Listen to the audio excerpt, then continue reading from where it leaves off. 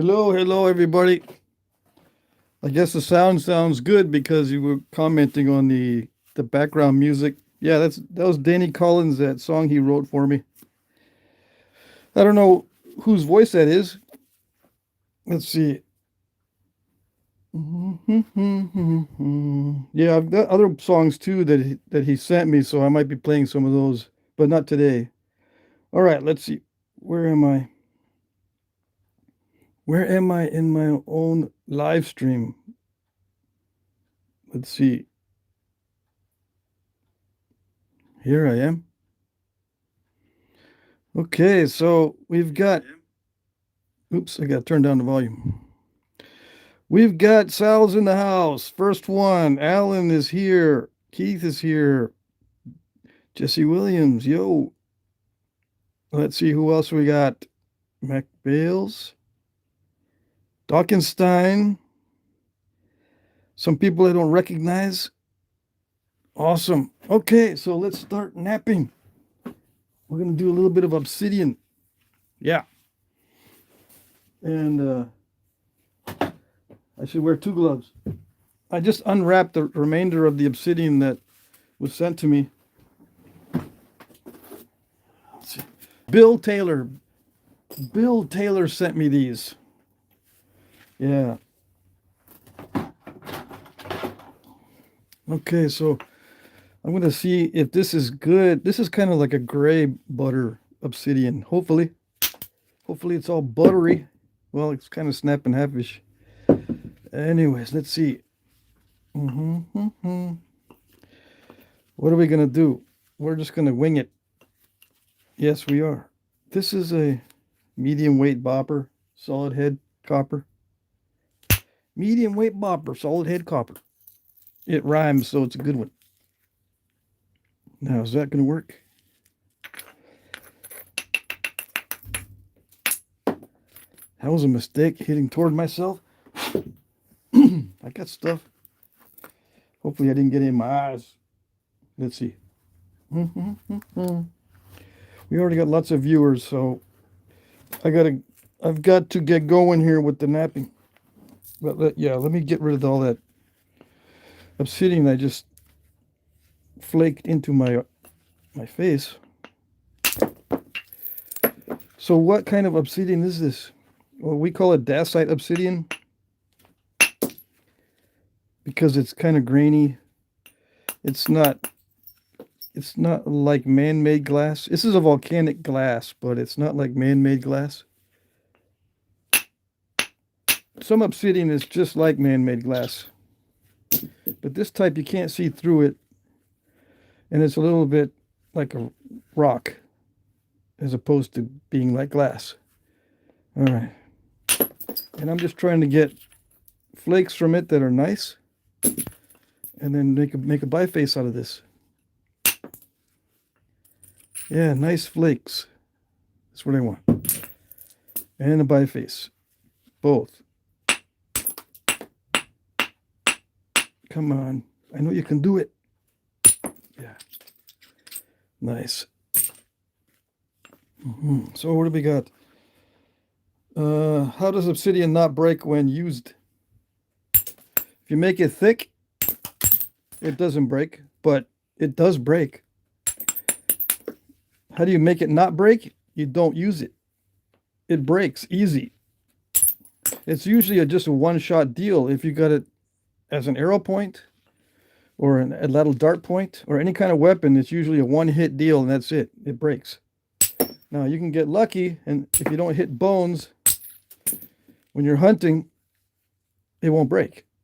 But if you hit a bone or anything hard, like a tree branch on the way or something, it'll break. Yeah, that's why Native Americans switched to steel right away. One of the reasons. As soon as Europeans started trading steel to the Native Americans, they said, man, I'm done with using stone and obsidian for the most part, except out west. On the west coast, they continued to use obsidian up until historic times.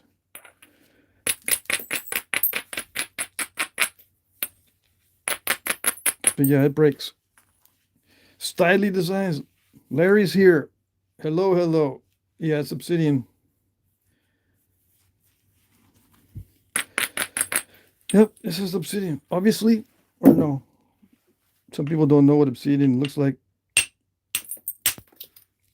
This is what we call dacite obsidian because it's not really like glass. It's called a volcanic glass, but it feels more like stone. And it breaks kind of funny. It is still very sharp, yes. Dang it. This is not going well. That's not supposed to snap right there. What in the wide world of obsidian knapping is going on here? I hit it right there. It's supposed to break right there, not across that. And I don't see, there might have been a natural crack in one of these sides here. Yeah, this is very snap and half-ish. So I was trying to thin it down, and it doesn't want to do it. It just wants to be a small arrowhead, I guess. And the fact that it breaks easy makes it easy to chip.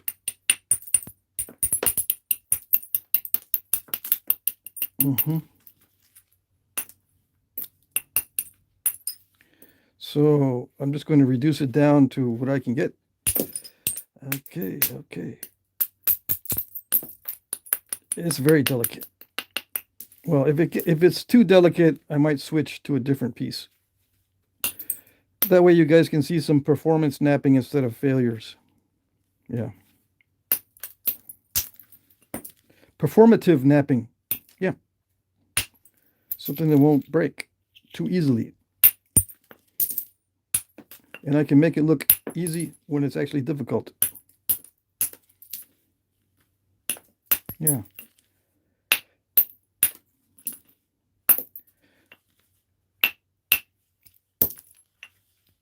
If I don't pay attention, this can break again. So I'm just taking off little crud flakes. I was trying for big bold flakes a little bit earlier, and I got into trouble. I got some big bold flakes. Yeah.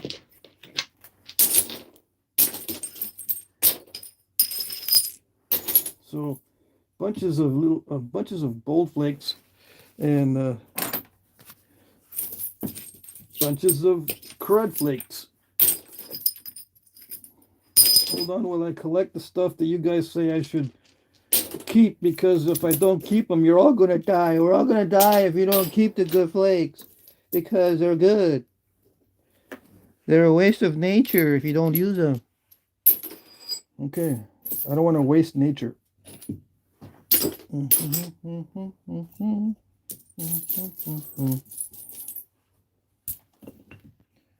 Yeah, see, these are crud flakes down there. So, who else is here? Jermaine is here. Keith is here. Yeah, I try to say hi to all the regulars. All the regular guys that are always here.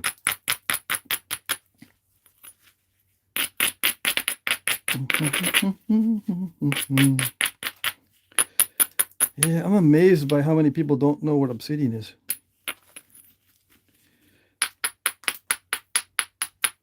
Even before I started flint knapping, I knew what Obsidian was.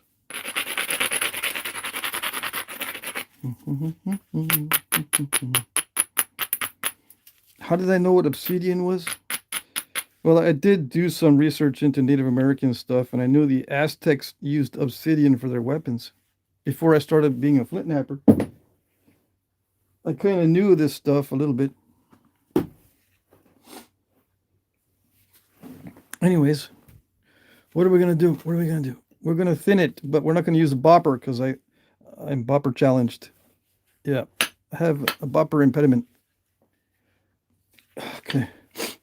I made a mistake, and I was holding the cat earlier. Luis, the neighbor's cat, comes around and tries to get in the house. Now, as I open the door, the cat's outside waiting. Luis the cat. is outside waiting for me to open the door, and she dashes in, so I had to carry her back out. And I got hairs on my sleeve. Now I'm going to be sniffling the whole time. I'm allergic to cats and dogs and anything with fur, basically. Yeah. So, how do I do it when I want to make something out of a fur? Because I've got furs that I'm going to make into quivers. Pain and suffering. Yeah. Just like the answer to most questions, how do they do it? Pain and suffering. How do you do it if you got allergies? Pain and suffering. Yeah. It's just the way it goes. How do you not cut yourself with obsidian? Oh, I do. But then how do you deal with it? How do you deal with it? Pain and suffering. Yeah. Mm-hmm. I can do some performative pain and suffering for you. Yeah. That might be cool.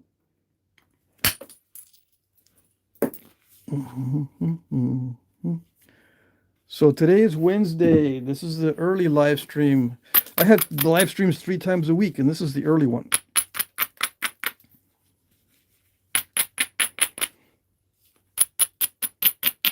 If you're a background guy, this is for you to read. It's a book on arrowheads, so you can figure out that I'm doing arrowheads. And then I got an on-air sign that one of my subscribers recommended I put an on-air sign on my live streams, and now I do it all the time, right? Whenever I can. You can't see it though. You can't see the whole sign, so maybe I can put it up here. Yeah, like that. Someone says face masks work good too, except if I want to narrate, they don't work good. Have you ever got elbow tendonitis from napping? No, I got it in my shoulder, not my elbow. But so the answer is kind of yes. I have to do exercises every week so I don't get impingement in my shoulder. In my right shoulder. So you have pressure flake with my right hand, so the muscles become imbalanced in your shoulders, and the arm is okay, but the shoulder is what gets messed up in my case, and a lot of people's cases. Somehow the muscles become imbalanced and you get an impingement, which really, really bugs you. It's painful in certain positions. So you got to do exercises to balance out your muscles again.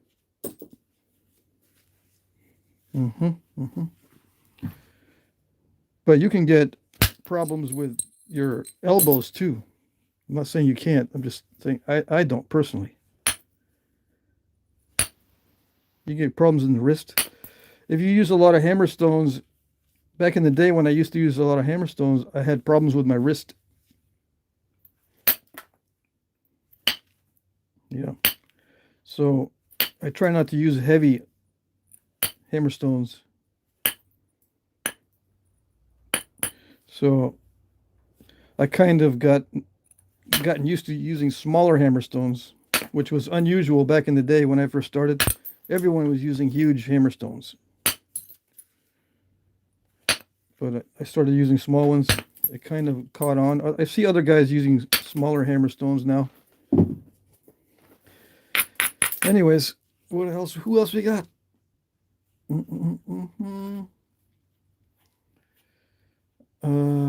Emiliano, hey man, hope you're doing good. You enjoy making arrowheads? Also, do you turn them into arrows and shoot them? Yes, I do. Yes, yes. Everything is the answer yes.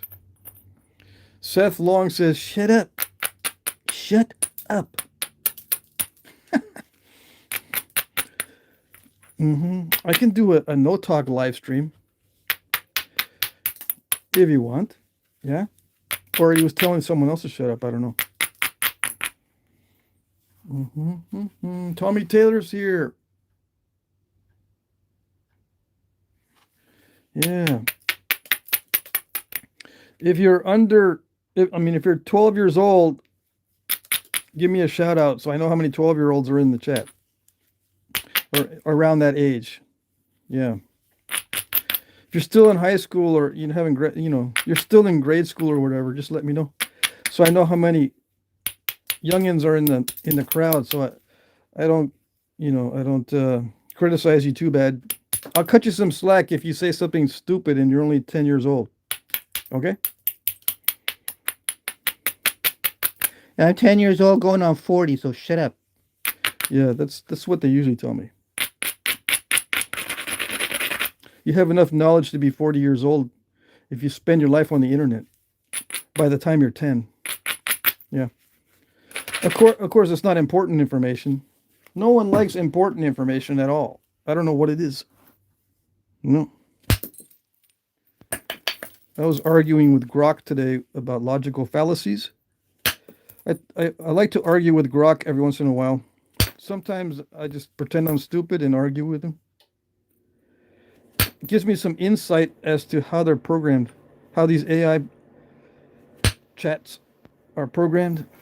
If you say something wrong, you can see how they correct you, or sometimes, well, Grok used to agree with me more than it does now when I say something wrong or stupid.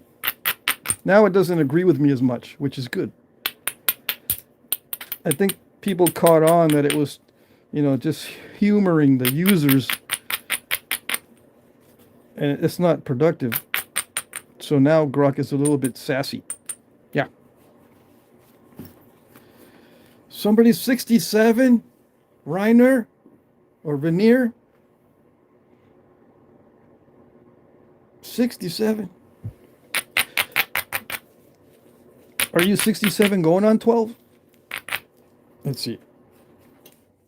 Shape it like a knife? It's already shaped like a knife. What are you talking about? This is how knives looked like back in the day.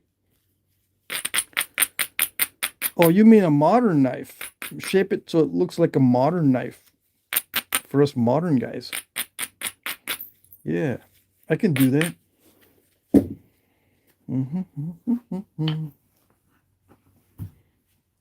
67 is a trend, I'm afraid. Is it really? I'm not 67 yet. I got 5 years to go. Yeah. I'm not trendy. I've got 5 years before I'm trendy. That's interesting. So, someone asked me to do a Spear of Destiny or something like that. I still got to do that. I think I'm going to do it. Yeah. I think. I got to find a bigger piece than this.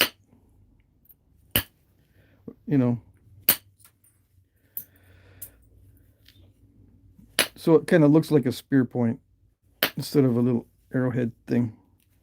Spear of Destiny type arrowhead. Let's see, what else we got in the chat? My dad is 95 years old. Yeah, but how old are you? CGY or CG? Yeah, CGY accounting. Are you using your 95-year-old dad's internet account? Not supposed to. No, I'm watching you. Which type of rock will be next? Well, you're already tired of this one? Yeah, man. What type you gonna do next? Cause I've been looking at Obsidian for 5 minutes and my eyes is glazed over already. Okay, so I can do Knife River Flint. Knife River Flint. If your eyes is glazed over already. Hey, Rainier's 11. There you go. So this is what we call KRF. And yeah, it's not a big piece, but you want something else? That's what you get. Okay? All right. So there's only one guy brave enough to admit that he's 11. Who else is in? I know there's got to be like 80 some odd 11-year-olds or young guys in here. They're all being quiet. I want to know, because if I get foolish comments, I'll cut you some slack. Otherwise, I'm going to start picking on people that are leaving foolish comments. I'm 14, 11, I'm 26 or 27, can't remember. Yeah, man, I can't remember. I started smoking stuff with with my friends when I was like 9. So I'm already like in my 20s. I can't remember. I used to be able to tell what old I am by the grade I was in, but I'm not in grade school anymore. Yeah. I have met people like that. Yeah. Well, maybe one person. Not people, plural. Yeah. Blew his mind out. One of my son's friends, this poor kid, he blew his mind out on drugs. And I gave him a ride home one day. I said, Mr. Blank, can you give me a ride home? Because, it's kind of cold. Yeah, I'll give you a ride home. And we were talking, and he was like, yeah, it took me a while to remember where I lived. So I could tell people how to get there. Yeah. Really? Yeah. I'm not good with numbers, man. I don't do the math thing. Cool. I wish I did not have to do the math thing. Yeah. I actually used math in my job, believe it or not, when I was working at a full-time job. So math is used, at least in some jobs. Who else we got in here? Mousetrap. F math. Yeah. Just get a job where you don't have to use it. If you're going to run a business, you're going to have to use it. But so make sure you don't run a business. Yeah. I use math every day in my business, my flint-knapping business. What do you use math for? For accounting. Accounting. Yeah. Get yourself familiar with accounting. You're going to use math there. If you have a business, or if you want to run a business, a lot of people say, yeah, I want to have a little business going, but I don't do math. F math. Well, it's not going to be good for your business. You'll have to work for somebody else that knows math. Yeah. But it's up to you, dude. It's up to you. If you don't like it, you don't have to do it. Let's see. Where do you find these shards of obsidian? Well, these were sent to me as a gift. But you can find them, if you want to buy some, you can find them on Facebook. Just type in obsidian for sale on Facebook. You can also go to rock shops. Yeah, and they don't sell rock music. They sell rocks. And you can buy obsidian from them. Or you can ask people, hey, can you send me some obsidian? Because I heard you were in Oregon and you live on top of a mountain of obsidian. Can you send me some? And they'll do it. Believe it or not. I got this as a gift from a guy that lives on top of a mountain of obsidian. Or close by, anyway. Let's see. Obsidian is from rock being turned into lava and hardening. How did you figure that out, man? You sure? Are you absolutely sure that's what it is?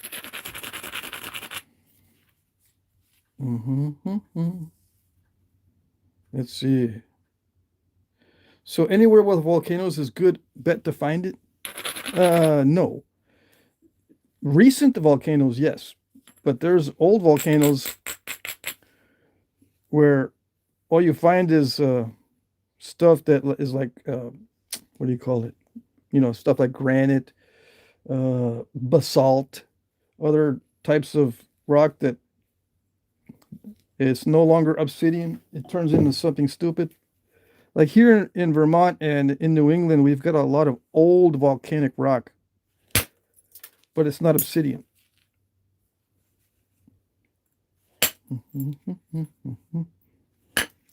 Anyways,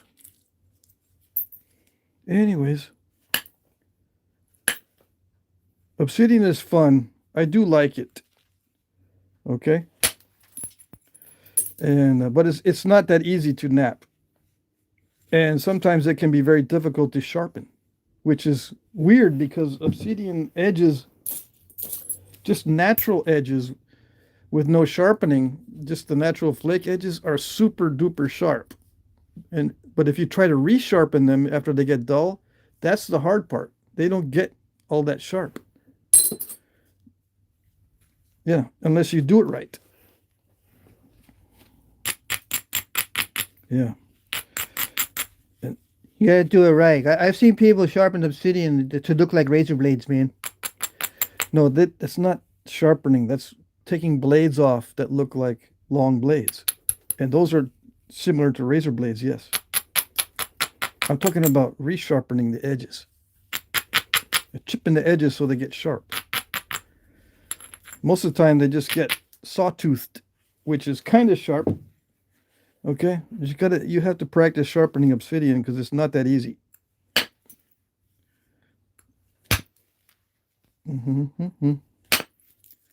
If you want to sharpen it in the most effective way.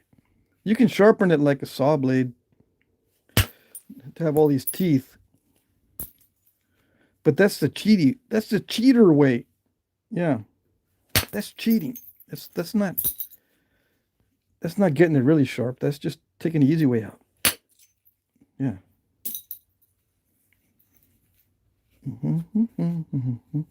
I like the easy way because I just started. Yeah. All right. So if you just started, yeah, do it the easy way. And just use a pressure flake and press downwards and make a bunch of little saw teeth. And you can get it sharp enough that way. Yeah. But if you want to do it right, you've got to learn to place these flakes just right along the edge. And it does not look like a sawtooth unless you zoom in with a, like a microscope or something. Then, yeah, it is all jaggedy. But the finer you make the edge, the better it cuts. Okay. So what am I doing? I'm trying to get this thin. But it's not wanting to do it. Okay, I'm getting this island in the middle. And mainly because the flakes are not strong. On this material, it's snap and halfish. I call it snap and halfish. It snaps, and the flakes snap before they go all the way. Yeah. They see the obstacle and they chicken out and they snap. They don't get it. They don't go all the way. Nope. They chicken out.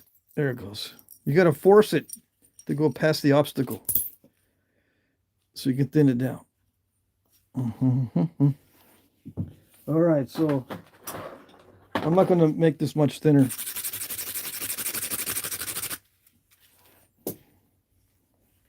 I think I'm going to move on to another piece. People are already tired of this one. I had someone asked earlier, what's next, dude? I'm waiting. What's next? Is that it? Are we there yet? If we're there, just go on to another one. We're almost there yet. Yep, almost there yet.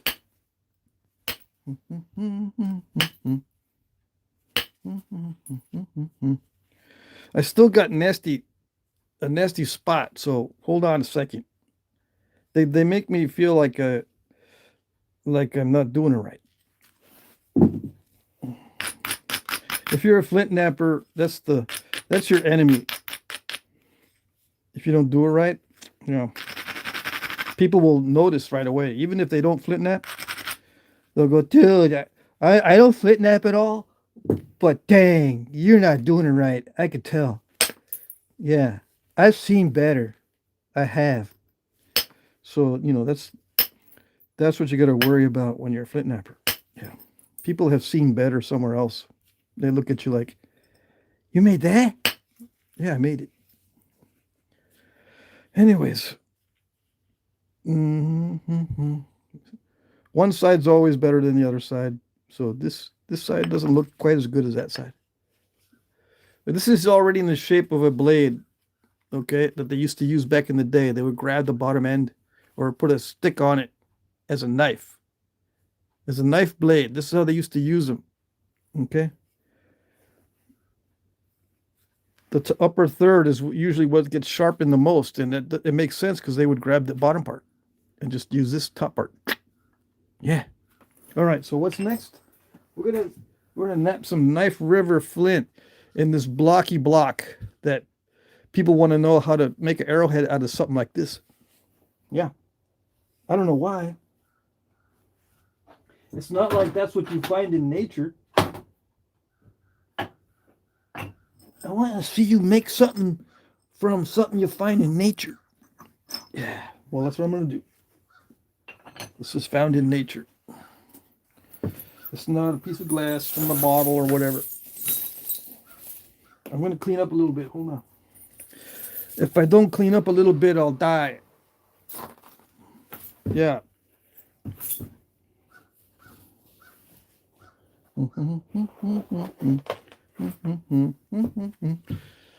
Okay, so yeah, when I stop napping, I lose about 100 people. So in that brief amount of time that I cleaned up, everybody left. Somebody says, do you play games? Yeah, I play games. Well, I used to be a big Dungeons and Dragons guy. I was a dungeon master for years. 5 or 6 years. Back in the day. Yeah. Back in the day when they first started the Dungeons and Dragons stuff. I don't play video games because I get addicted to those things. I don't do anything that gets me too addicted. Yeah. If it's addictive, I don't do it. And sometimes I do things that are addictive, like flint napping, but the side effects aren't that bad. Yeah, and I have smoked cigars. Yep, but I'm not smoking them right now. Currently, I've been off cigars for about a month or so.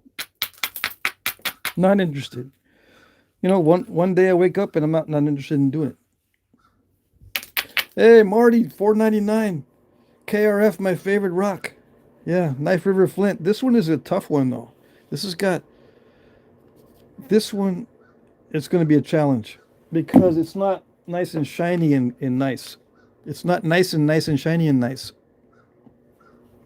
It's kind of dull. But if you can get an arrowhead out of it, it stays sharp. There's various grades of this Knife River Flint. It's from North Dakota.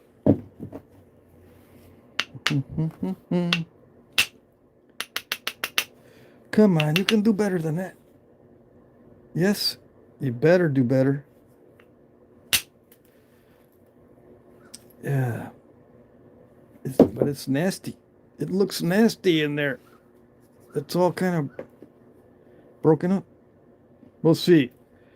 We shall see. We will try and try and try again. In flint napping, it's try or try not. There is no do. And someone wanted a t-shirt made out of that expression, or a t-shirt with that expression on it. It takes me forever to get the t-shirt designed. And then when it is designed, it takes forever for people to get it once they order it. So I had to figure out some other way to make t-shirts other than what I got right now. I got an account with Spring. It takes them forever to deliver. Anyways, this broke up because it's nasty. This really did not want to be an arrowhead. But guess what? I got more. Yeah.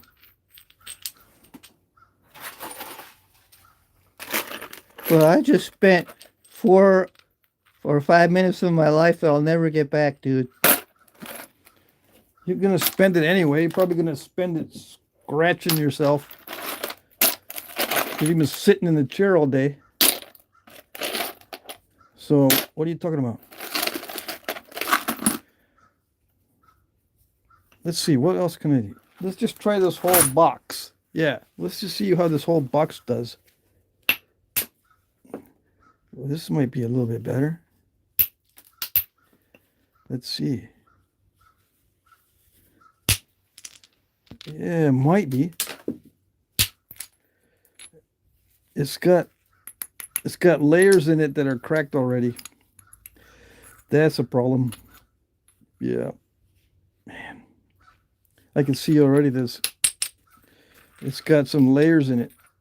See how that broke up real easily? But this might work out as an arrowhead. You never know. It's nature. How did they do it back in the day? When it's like this, everybody, what's the answer? Lots of pain and suffering. Yep. That's how they did it back in the day. They had to break up a bunch of rocks and start crying. And their kids going, Dad, you broke your arrowhead and your knives, and now we don't have nothing to eat. Come on. yeah. I'm working on it. I'm out here breaking the rocks. Okay, can you hear it? Yeah.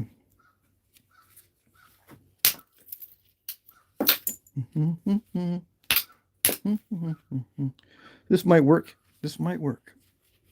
And the quicker you can get this process done, the better. Yeah.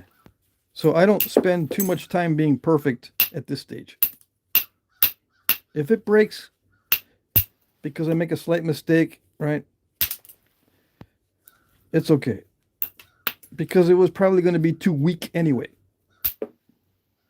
If it breaks like that, after hitting it not too hard, it's probably going to break there anyway because it has some kind of weirdness.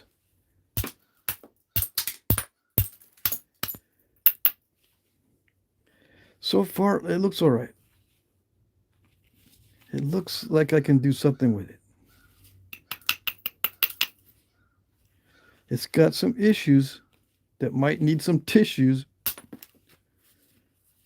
but it looks okay.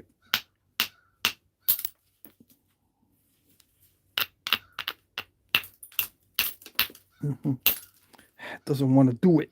All right. So it's just lack of bopper skills. It's not that the rock didn't want to do that.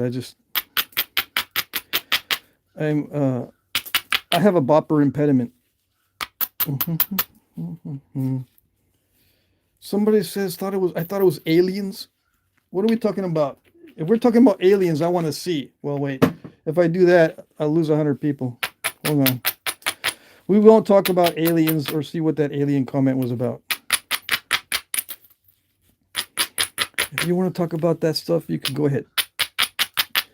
So earlier, it looked like we had about five guys that were young, very young, you know, between the ages of 14 and 11 and whatever.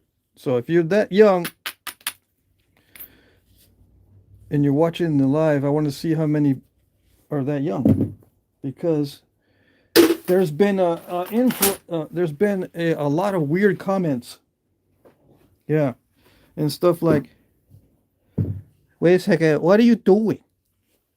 All I see is a bunch of hitting. You're hitting stuff. Why are you hitting? It looks like you hate the nature. so, you know, if you're young and say stuff like that, I'll cut you some slack. I'm trying to make an arrowhead, basically. Okay? I'm not hating on nature. Although this flint knapping is rather violent, I'm not hating on nature. That's good. Can I make something out of this? It's already something. I can already use it as a knife. Someone wanted me to make a knife earlier. There you go. I just made a knife. No, that kind of knife, dude. It's gotta look like one of those Leatherman things. No, I'm not going to make a modern looking knife. No. We're gonna stick to Stone Age stuff. Stone Age. Well, I already lost it. It was 300 and some odd people. Now it's 100. Yeah, I lost 100 anyway. So let's see what the aliens were about. Prehistoric weapons of destruction. Yes, yes. I hope he's wearing goggles. This is what I'm wearing. I don't wear goggles. Okay?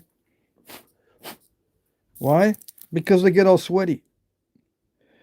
And they don't have magnification. I need to have magnification. Shouldn't some of these young ones be in school? I mean, I don't know. I'm not that smart. Yeah, the young ones should be in school, and they are. But they find their ways. They have ways. Yeah. Some have labs, they go to the lab with computers. And they're supposed to be, gathering information for a project. But you know what they do? You know what they do. Does Hammerstone work as good as a bopper? If you're good at Hammerstone, yes. If not, no. Hey, someone's 23 years old. All righty. Someone else says, Plebius is old. Yeah. I'll still cut you some slack, Plebius. I have not seen I have not seen a lot of stupid comments from you. I don't think. Is there a certain type you're making? I see there's a few different heads in that book there. These are true arrow points, actual size, and they are in a book, right? These are called Edwards points. If you zoom in, well, you can't zoom in on the live stream, but it says Edwards. I don't have a specific type. I'm just making what they call a biface or a preform. I'll figure that out later. I could make another one that looks similar to this that I made on the last live stream. I can make two that look the same, but I'm thinking of making a different design entirely. Let's see. Hey, Derek says I'm 77. Man. Let's see. It ain't YouTube without the stupid comments, says Brandon. That is true. That you're a man of wisdom. Dan the man is 14. I'm new to flint knapping and I'm really enjoying it. Well, good. Very good. I am very glad. Tristan, hello from Tacoma, Washington.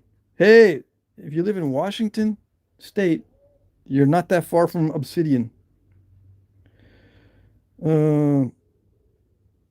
Plebius says I'm who Assassin's Creed was made about. I don't know what that means. Monica says our school got canceled due to wind and rain. Dang it. What are you gonna do? I bet you're outside in the wind and rain, huh?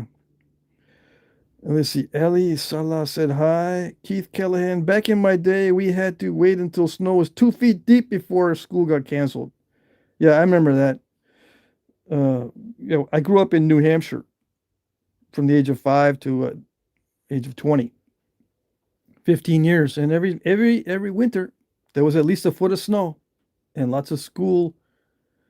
If you could drive your car, there was school. The only time there wasn't was when there was a power outage or you couldn't drive your car. Yeah. What's your favorite thing about arrowheads and stuff? Has it always interested you? Yeah, believe it or not, it's always interested me, yes. My favorite thing about them is that they're sharp and pointy. Yeah. Always make sure to have safety glasses. How were the flutes put in? How are the flutes? If you know that it's called a flute, then you've seen videos on how they were put in. I guarantee. You know. You just ask me because you want a different answer. You've been asking everybody, everyone gives you a different answer.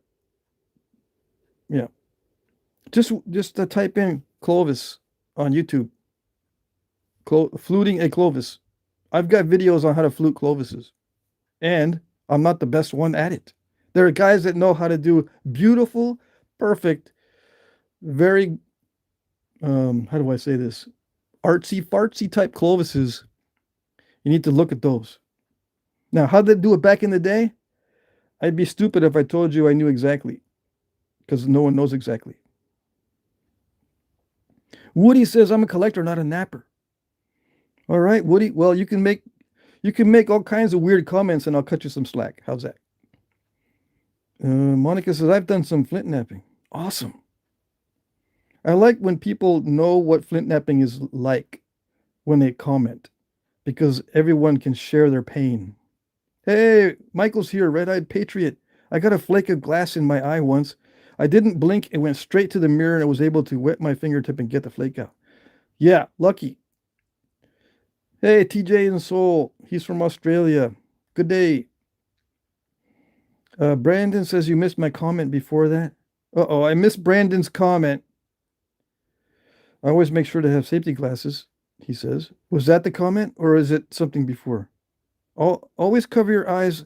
Learned that the hard way. Had a piece fly up and cut my eyelid. Good thing I blinked at that exact moment. Yeah, we have eyelids for a reason.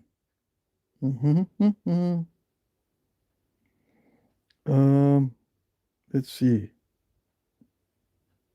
I think I'm caught up with the chat. I'm waiting till I get under 100 people watching.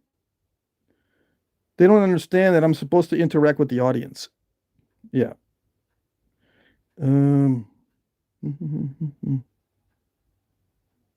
So, Michael, Red Eye Patriot, you got rid of someone in the chat. Gavin was hidden from the channel. No racial slurs will be tolerated, period.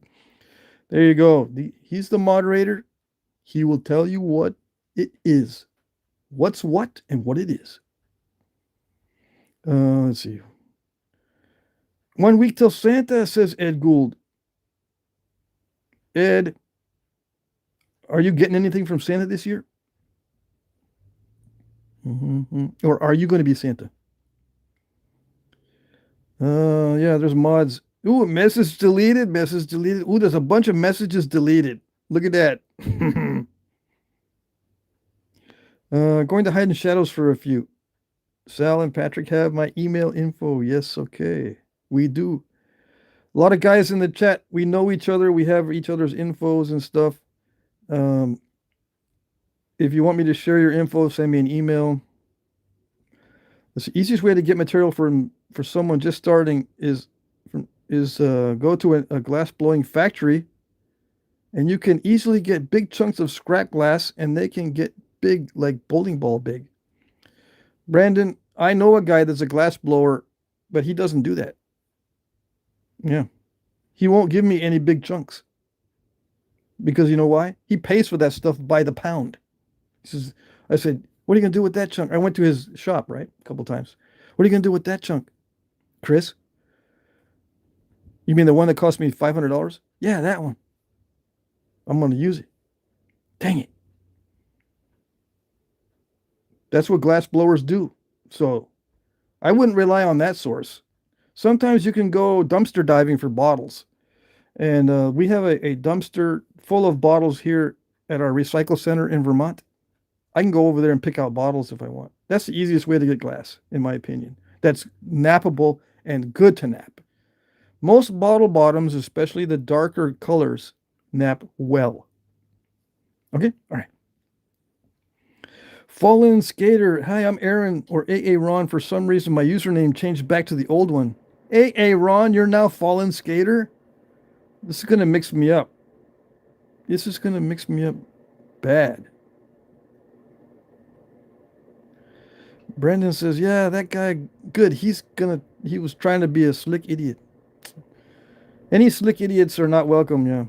Mike says, Merry Christmas, Patrick. May your teeth be straight and your rocks be pointy. I want both. I want my rocks to be straight and my teeth to be pointy. I want everything. Let's see. I'm a boy. I'm on my mom's profile, says Monica. Well, dang it. That's a brave boy. I would never use my mom's account or any other girl's account. No. Let's see. All right, so I caught up with the chat. That was easy. Let's get back to this. Knife River Flint.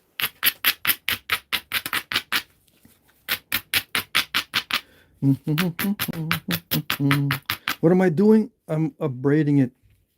And if you look on a transcript, it says it looks like I'm braiding hair because that's the way they spell abrading. But abrading, it just means grinding so that when I hit it, it doesn't crunch or crush and it produces a flake. If I hit it with something, it's got to be nice and strong or the flake's not going to come off. Not bigly. It's going to come off smallly in the form of a crunch instead of a flake.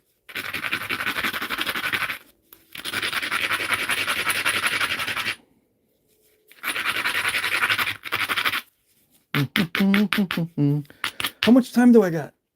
All right, it's coming up on 53 minutes, so there's another hour. I do this for 2 hours, okay? So if you're worried that you're going to miss something and you're trying to hold it in, you need to go to the bathroom, just go. Yeah. I'll be here. We get, a lot of times on Wednesdays, we get internationals. People from all over the place. And as far as away as Kazakhstan, we've got a regular viewer that's from Kazakhstan. And we got people from everywhere. Australia. That's pretty far away too. It's the opposite side of the earth. Anyways, I got to focus on this. Hold on a second. I'm trying to figure out how much force I need. I don't need all that much force. Okay. The percussion work with the bopper is different from the percussion work with the indirect percussion. There's direct percussion. This is direct or direct, and this is indirect. I am much better with indirect percussion because it's cheating. I like to cheat. Yeah.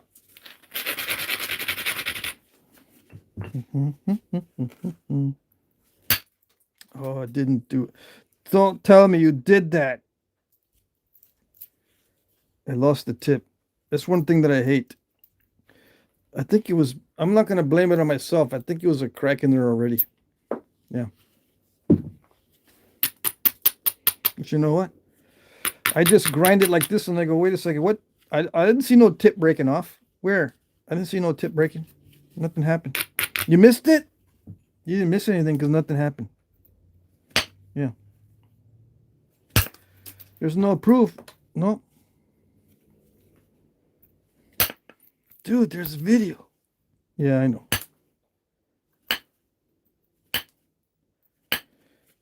Back in the day, there was no videos, so people that tell you they know what happened back in the day, they don't know.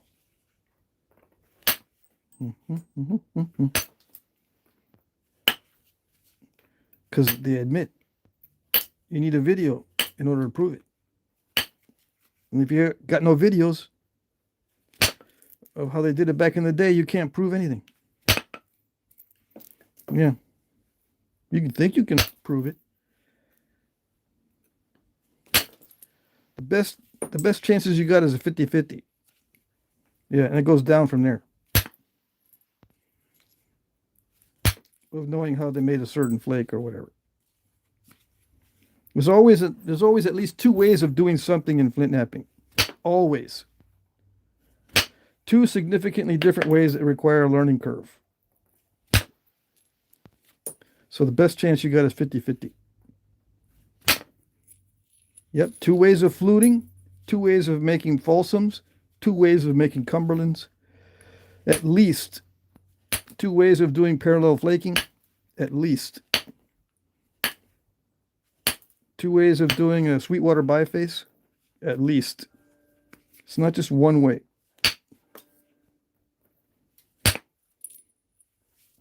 Okay, why is that? Because human brains are different from each other. Human experiences are different from each other. The rocks are different from each other. You may not be able to use the same technique on different rocks. Yeah, I have to switch up my technique once in a while when the rock doesn't cooperate. So, that's why there's different ways of doing stuff to deal with the situation.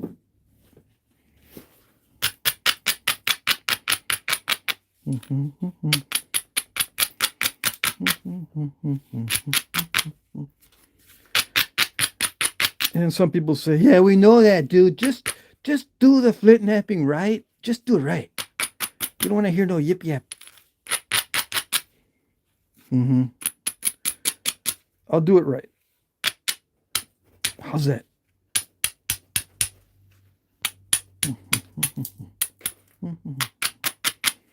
How about that? How should I do it? I'll do it exactly how you tell me to do it. Yeah. I always like listening to how spectators want me to do it. Sometimes I can do it, sometimes I can't. And when I can do it, they always Told ya. and then when I can't do it, You're not doing it right. I know how it works. I know how it works. Let's see. Somebody says he's Sal, you're trying to fix a piece of mookite? You're trying to fix it? Isn't that a meme?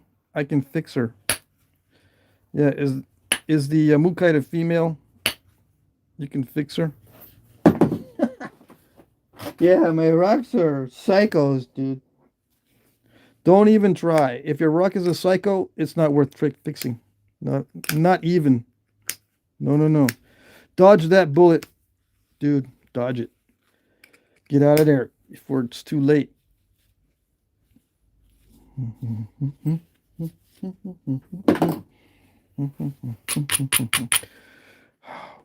This has got little. This has turned into a little psycho rock too, because it's got little defects.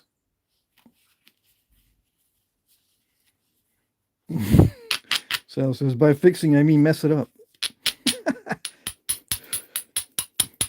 I'll fix you. I'm going to mess you up, dude. I'll fix you. Yeah. I didn't realize that was the way you meant it.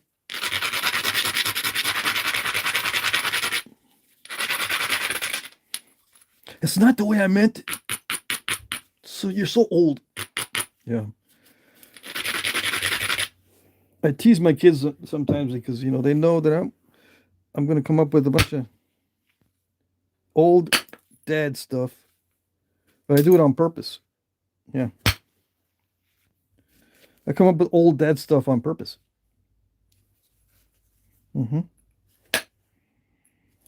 Just to see how much they know about the past. And for some reason, they know more about the past than what's going on right now. Somehow, I don't know how that works.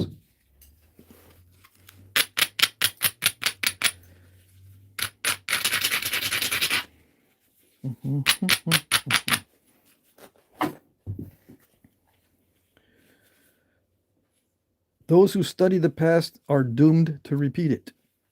Yeah.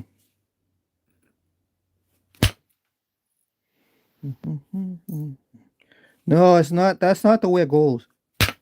Yes, it is. Those who study the past are doomed to repeat it. A lot of them end up living in the past. Not saying you shouldn't study it, but some people study it so they can say, oh, so that's how you do it. That's how they used to do it. I'm going to try to do it.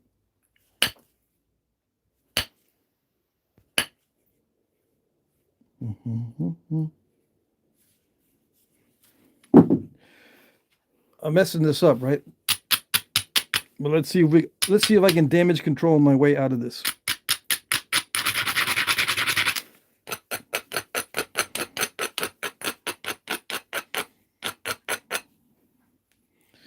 Brandon says what the past was a better world than this world. My goodness.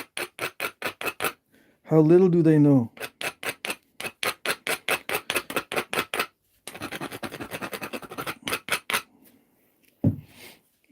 Yeah, the world of the past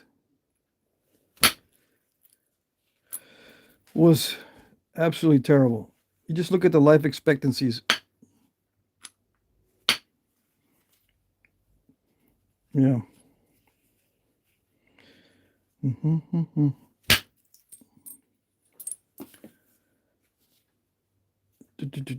You're much more likely to be killed in battle in the past than you are today.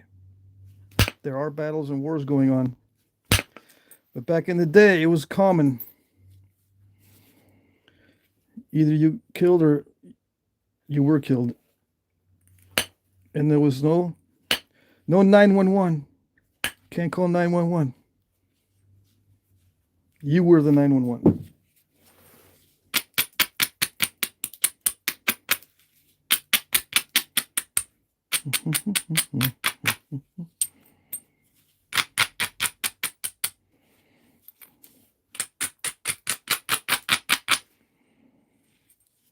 All right, so I got part of that fixed.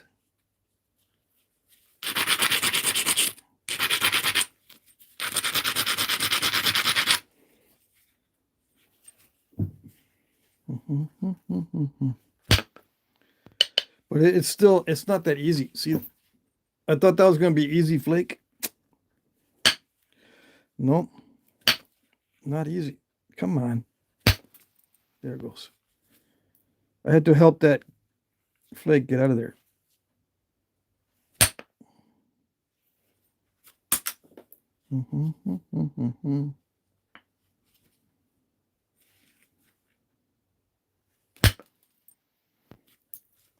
So let's see.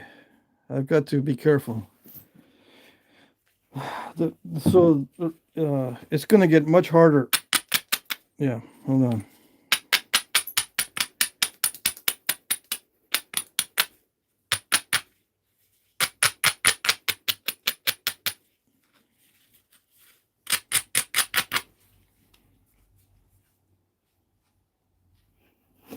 Someone says, you know, when they start making children's backpacks that have armor plates in them, the world is going to, you know where. How many kids do you know that actually wear the armor plated backpacks? Can you imagine living in an era where no one had armor plate at all? They couldn't afford it.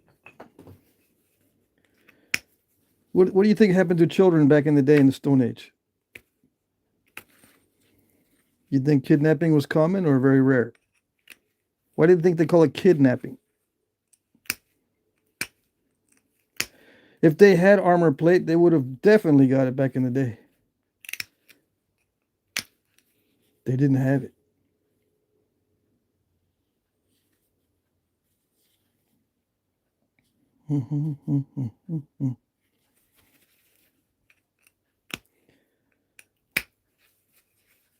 And a lot of people are taking advantage of gullibility. If you're gullible enough to believe that you need a bulletproof backpack, you'll buy it, and someone will make money. I'm not saying you shouldn't get one. It'd be smart to get one. It's better to have one than not if you actually need it. If you actually need it. But, you know, the chances of you actually using it today in this world is much less than needing it back in the day.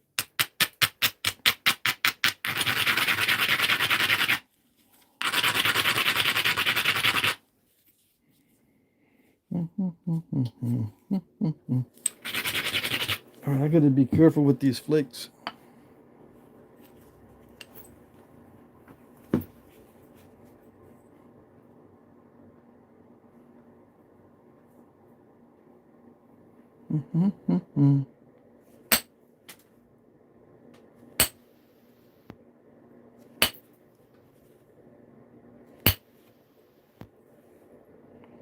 Okay, I got to be focused on this particular stage, so I may not talk that much.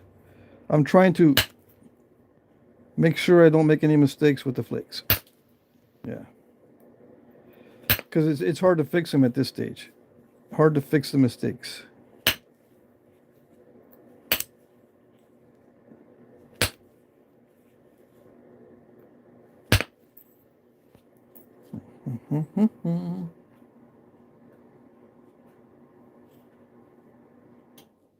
Let's see, flint snapper. With a lot of lower population during the Stone Age, I think there would have been less fighting over resources, which is the biggest reason for conflict today. Less fighting over resources? Well, many resources have to be made. They're not just freely available. You have to make preparations to get the resources. The more people you have, the easier it is to prepare for getting the resources. Just because there's few people and lots of game doesn't mean that game is easy to reach. Okay? And some of the game will kill you if you don't have a lot of people. Bears, yeah. But not just that, things that bite cause infections and you die from an infection. But if you have a lot of people, you can make preparation to actually modify your environment. Cut down trees, as an example, to make environments for deer to forage for food so you can hunt them. Just try and do that by yourself or with a very small population. It becomes easier to live the more people there is. That was what I'm trying to say.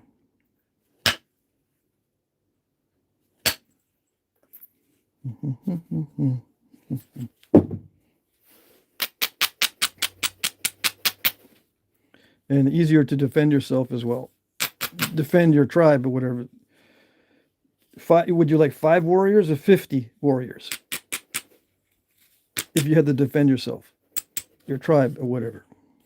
Yeah, we know the answer.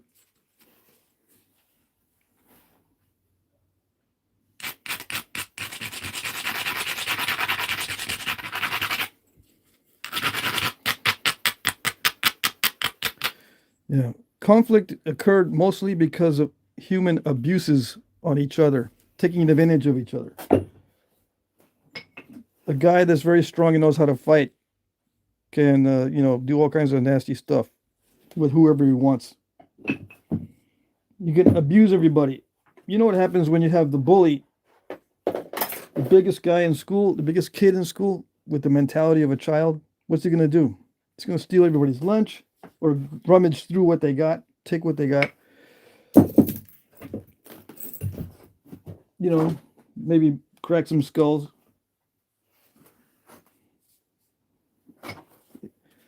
Back in the day, it was the big guys that got away with stuff and causing all the conflicts because they thought they could. It's called abuse. Conflicts are caused by abuse, and then we have this tendency as humans to want revenge for the abuses. We have to right the wrongs and all that good stuff. That's what causes the conflicts. The resources, food and shelter and all that. Yeah, you can steal some of those, but most of the time, the conflicts are caused by abuses.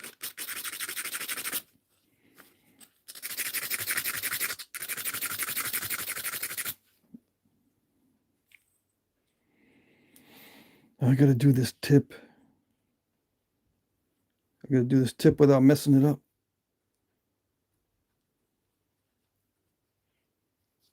Flint Snapper says he's 6 foot 200 pounds, so it was the biggest guy in school, but I was a nice guy. Yeah, most guys are like you, but wait till you see, did you encounter anybody that wasn't nice?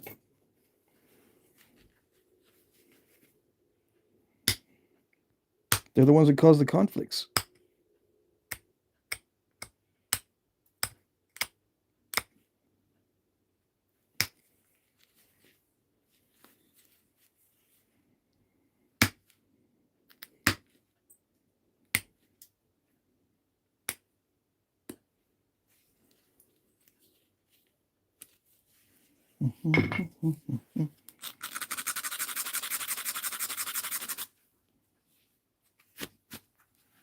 Let's see. Who else is here? I'm looking at the chat. Let's see. I've got 45 minutes. I should be able to make something out of this if I don't get too distracted.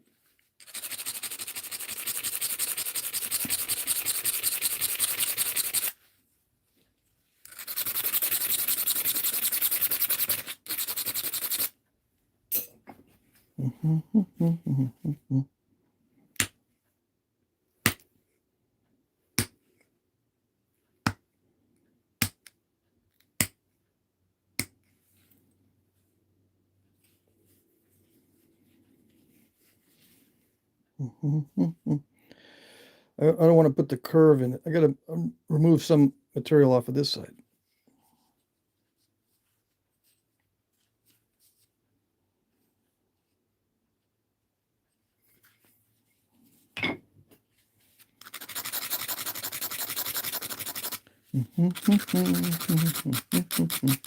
See, we got 188 people watching. I guess they don't want to see how to make a small arrowhead. No one wants to see how to make a smaller arrowhead. They all want to see large stuff. I bet you. I bet you that's what's going on.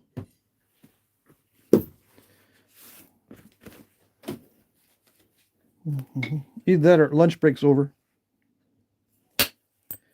Is lunch break over? Probably so.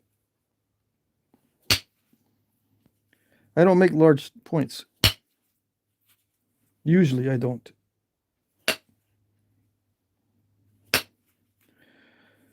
Okay. Sometimes I can't even make the smaller ones.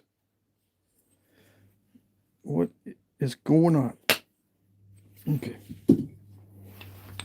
See, the tip of this is getting all step fractured and stuff. So I gotta retouch the edge again. Try one more time.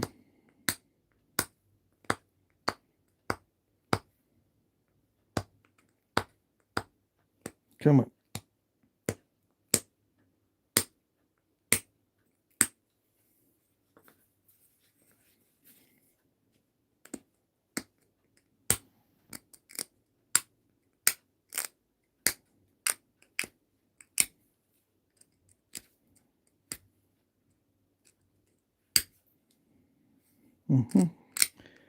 That kind of worked a little bit. Yeah.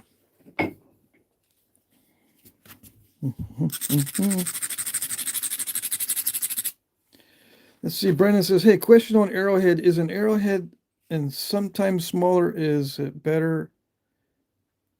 But something that also depends on where you're aiming, because chest shot, small, go between ribs, harder. Stomach larger, probably better because of lack of bones. No, you want to hit the rib cage. You don't want to hit in the stomach or the gut. Even when there's bones in there, you need to go for the vital organs. If it hits a bone, oh well. You always have to try to hit for the heart and lungs, which means that, you know, it'd be better if the arrowhead could survive the shock of hitting ribs or a bone. It doesn't always work, though. That's what makes hunting challenging. Back in the day, they didn't always use projectile points anyway for hunting deer. They would set traps.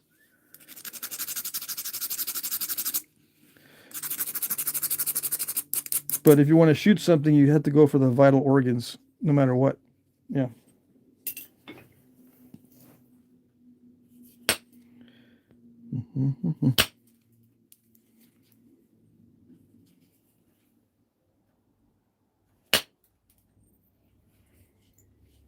Yeah, this is not going as well. It's not going as good as I thought.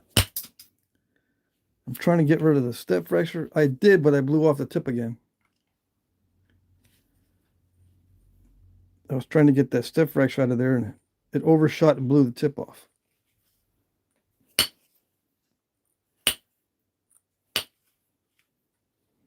Yeah, it's very steppy. This is very steppy as it's getting thin.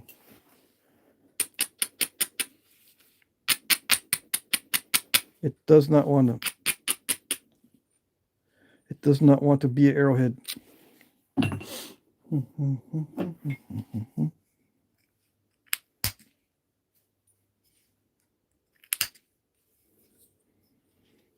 So I still got to take mass off of that side.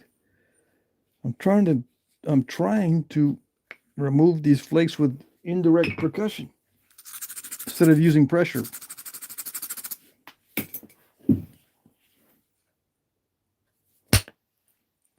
Yeah, like that. I guess I just got to hit it really, really hard.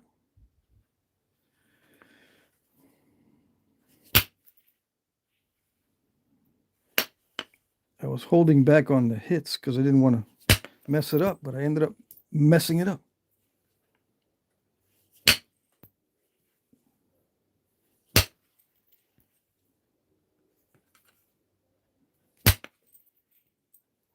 Yep. If I back off on the amount of force, it messes it up. Yep. I got to hit super hard to get these flakes to go. All right. That's the way you want to do it. That's how it goes. Is that how it's going to be? That's how it's going to be. Yeah. All right, so I can start making something out of it now. I was just trying to flatten and clean up that tip for a long time there, so I managed to do it. Now I'm going to make something out of it. Yeah, and if there's still some lumpy spots, I can get them later. Okay. Let's do something. Let's make something. So there's different stages.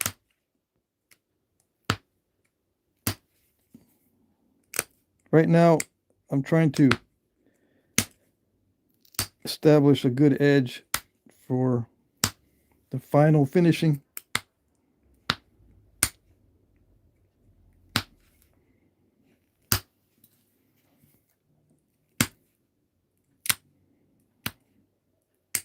See, it's got to be nice and convex. If I want to run more flakes later on, I got to make sure everything's nice and smooth and convex, because there's still a few lumpy spots that I can see. But this stage is like the cleanup stage.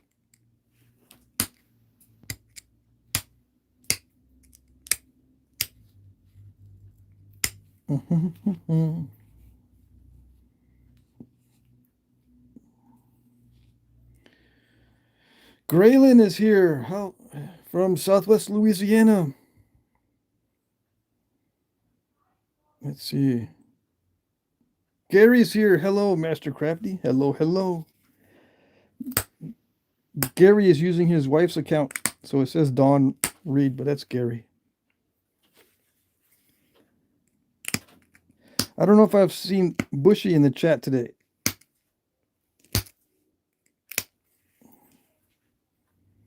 You know, Frodo Joe. Is Frodo Joe in the chat today? I can't remember if he was here earlier. Sundog says he's from South Louisiana. There you go.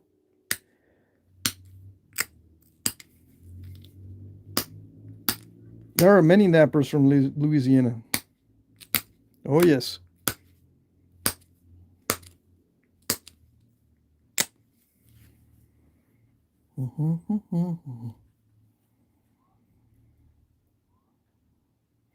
Mike says, Patrick, as the new king of Castle Blank, what would your 10 commandments be?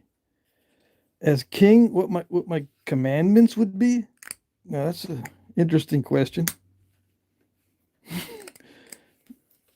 It depends on what we're talking about. Are we talking about flint napping? Or are we talking about how to run a castle? Because all the commandments would be, I am the king. What's the next commandment? I am the king. The next one, they're all, I am the king. That's the commandments.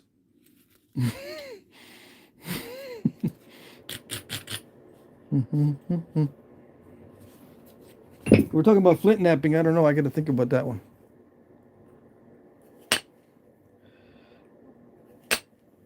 Yeah. If I was the king, I'd say I got first dibs on all the stone. First commandment. Thou shalt have no stone before I do. Nope.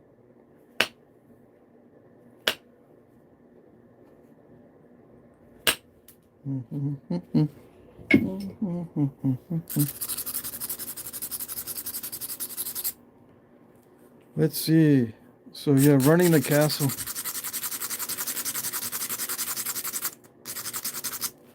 My goodness.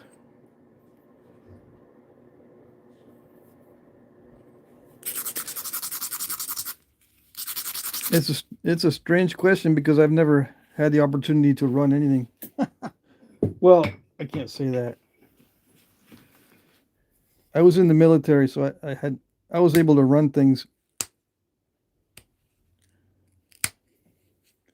But there was a lot of administrative tasks. Yeah. In the real world, everything's administrative. And everyone's wanting food and shelter and clothing and money.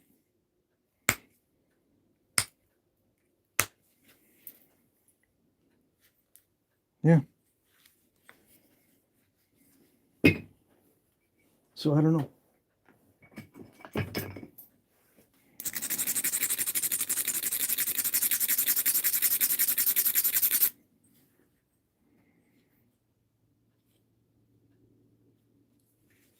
Yeah, running the castle is just like being a dad, you know. I brought you in this world, I'll take you out. Yeah. No excuses.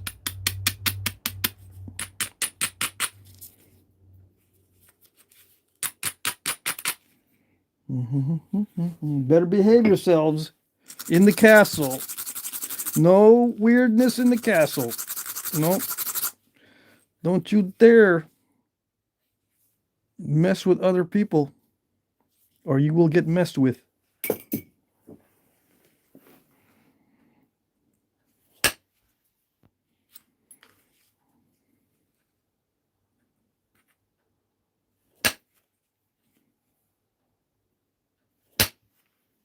Oh, yes. I'm afraid to hit it that hard, but I gotta hit it. I gotta make sure the stone knows who's boss. There it goes.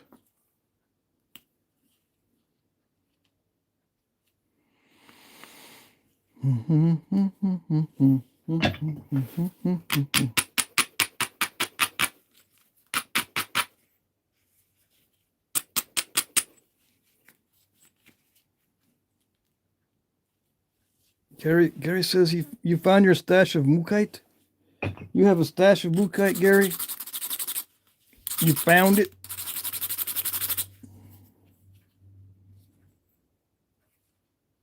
Did you find it in someone else's stash? Yeah, I found my stash. It's over there in that stash.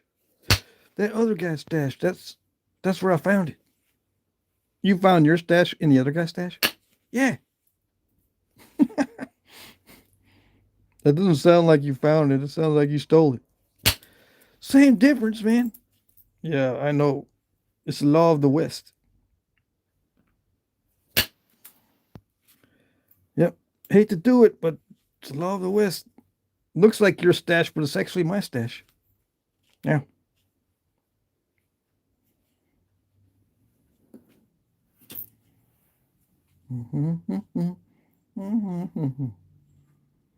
Gary says, no, I bought a few years ago and couldn't find it until yesterday. I see. Yeah, I've never been there. I've never done that. Except every day. I'm still finding stuff. I thought I had sorted through all my stuff. I'm still finding stuff.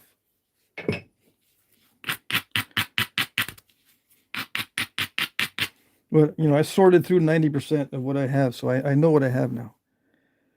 I know what I have. I just don't know exactly where it is, because when I find it, I'll put it away, and then I'll forget where it is. Well, but I know I have it somewhere. So is that thin enough? I think that's thin enough now to make the point that, yeah, I can thin it down. All right, so we got to make something out of it. Now, in the time I have, like, I got about a half an hour left.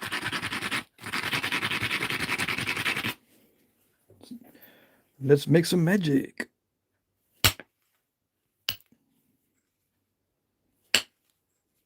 Come on.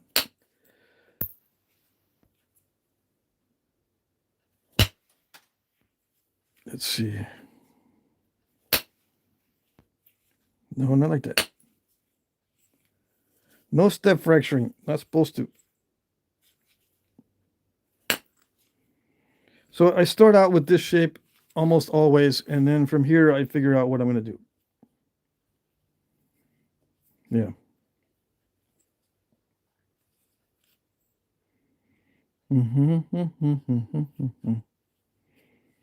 A lot of times I end up making corner notch points.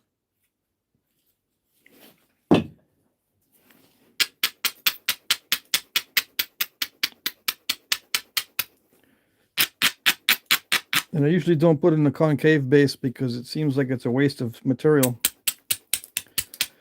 But I need to do more concave base points. Yeah.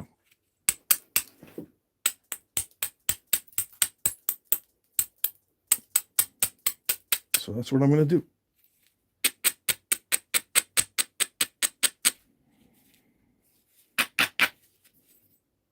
I still want to thin it down just a little bit because it looks a little bit too fat on this side. I need to take material off of that.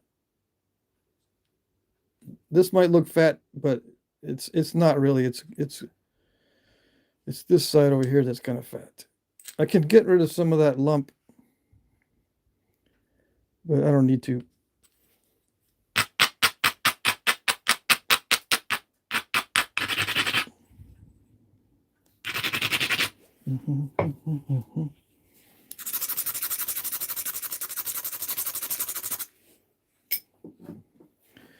Yeah, it's this side here. It's this side that it's got a little bit too much mass. So when I go to haft it, it's going to bump into that mass right there.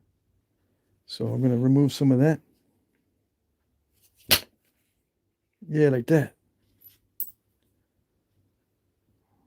Nice.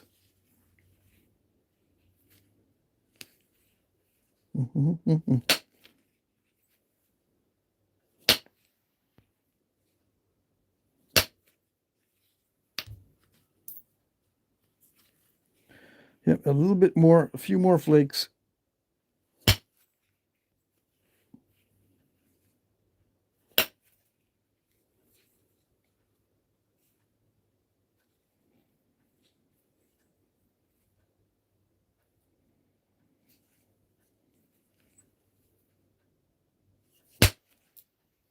See, and that takes care of that lump on the other side. For the most part. A little bit of it, there's still some of that lump there, but that's okay. Yeah, it's okay. So what am I going to do? Let's get the finishing, the final edge work done on this.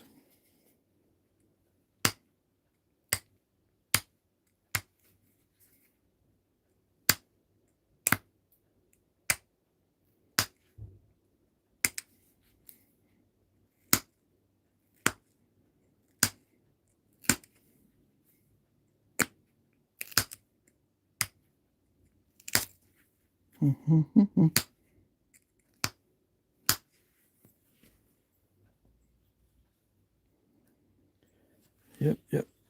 Looks okay. This turned out to be not too bad as far as quality goes. There's still some inclusions in it, but for the most part, I was able to run flakes, and it remained relatively trouble-free. But I don't want to jinx myself, so I'm not going to say that it was nice. Yeah, I'm not going to say it.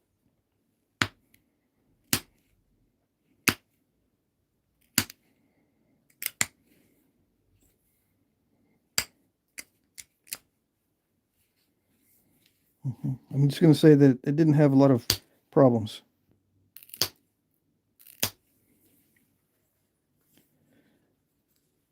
Yeah, it did not have a lot of problems. Okay.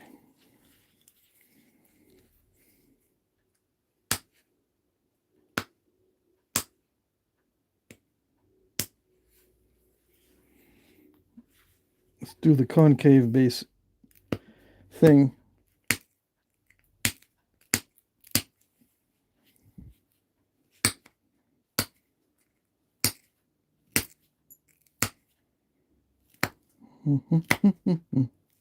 Come on.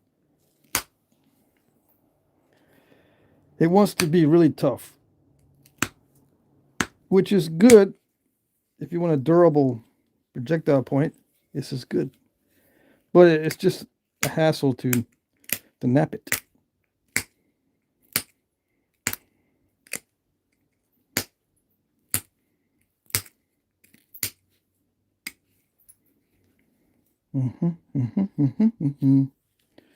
Yes, yes. I think we're cooking with gas now.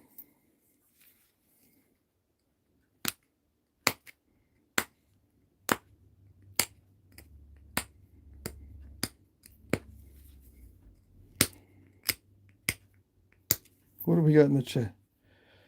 Yeah, this is Knife River Flint, if you don't know. KRF for short, from North Dakota. You can see it has some translucency to it. It has a very nice color usually. Sometimes you cannot see through it. Sometimes it's not translucent. Like the other piece I was working on earlier. This is also a Knife River Flint, but it doesn't have the see-through or translucency like this one. Two different grades of Knife River Flint. And there's even some that's what they call blonde, right? It's this stuff that's much lighter. I'm hesitating to nap this piece because I don't want to mess it up. That's the only piece of blonde that I have.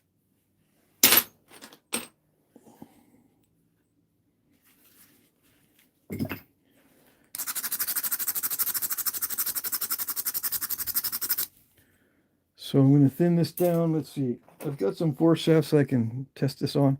It's still too thick for that one. For this one's my widest notch. Let's see. So it fits in that one. I've already got one that's stuck in this one.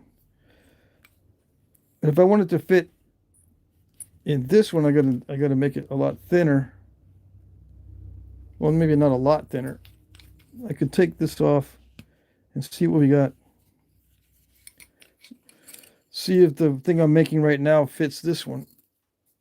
This foreshaft. I made this one on the previous live stream out of some really tough material, difficult to work with. Let's see if this one I'm working on today fits in here. Almost.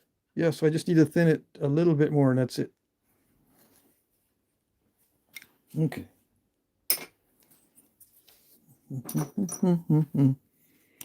So let's get this thinned down a little bit more.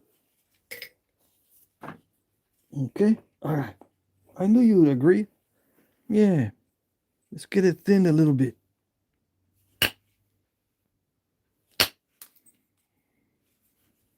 Put a flute. Yeah, a little flute.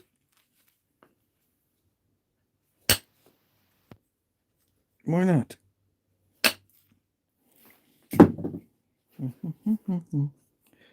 Lo and behold, it fits now. It fits wonderfully. Yeah, all done. That's it. See you later, guys. Bye. So, notches. I need to put in some notches. It wouldn't be right if I didn't. Yeah. It just wouldn't be right if I didn't put notches in this. I've got various options for notching.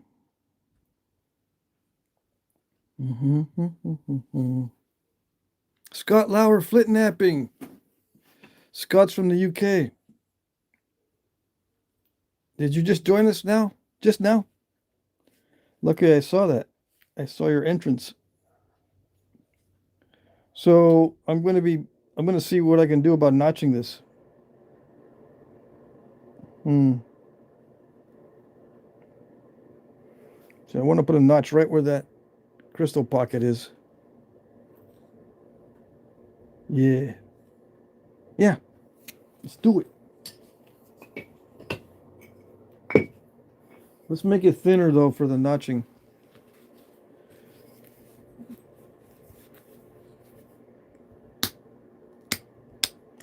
I'm going to remove that crystal pocket when I'm doing the notching. But right now I'm preparing to thin the areas that I'm going to be notching into. So I'm preparing the edge to drive some flakes into the areas where I'll be notching. Okay, all right.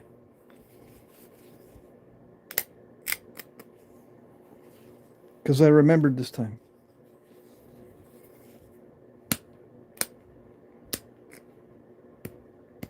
Last time I had trouble with stalling the notches, right? Always. Maybe it's because I always have trouble stalling the notches.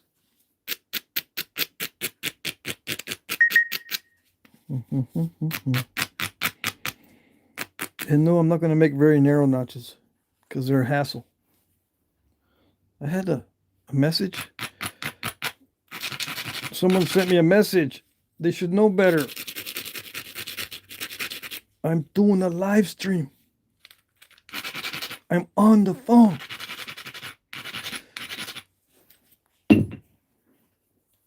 Yeah. Okay.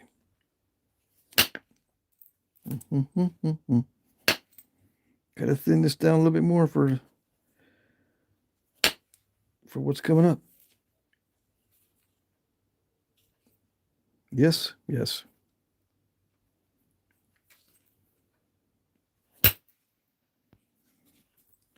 Yeah, I put in some step fractures because I don't have enough in there. See, I'm trying to thin it down, but I don't. It's not going to thin down unless I get some step fractures in it. Apparently.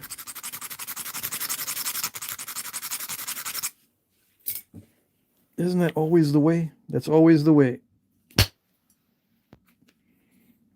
It doesn't let you thin it down for free. I crunched it.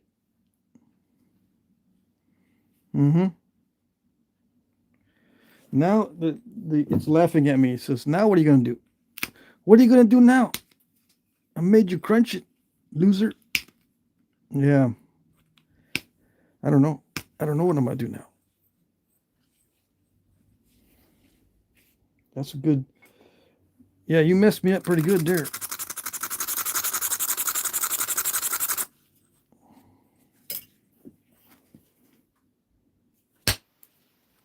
Just going to have to sneak up on you somehow.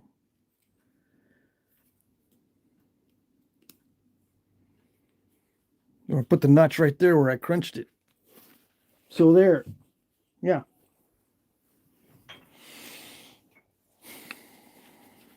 Dang it. I'm still not happy. No. One of these days I'll be happy when I'm flint knapping. But I haven't reached that point yet. I've been doing this a long time and I still don't get happy. No. Maybe a little giggly, yeah. Once in a while I'll get giggly. But happy? No.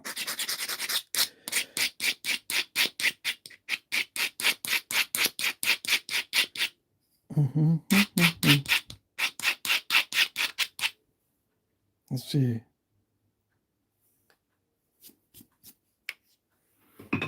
see. Let's see. Where are we at?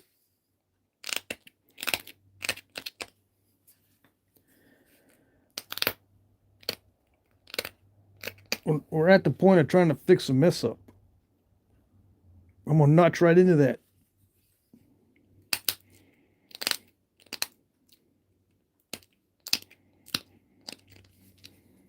Okay, all right. It looks a little bit crunchy, but it's looking better, I think. Yeah, optimistic. I gotta stay optimistic.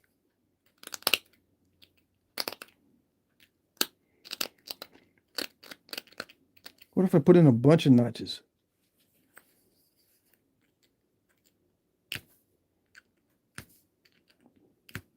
If I put in a bunch of notches, it might look like I know what I'm doing. So maybe I shouldn't do that. I'm going to try to clean this up. Hold on. Just little step fractures that are highly annoying. Come on. It didn't do it.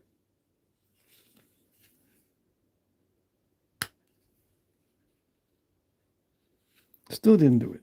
I'm trying to get rid of that little step fracture there.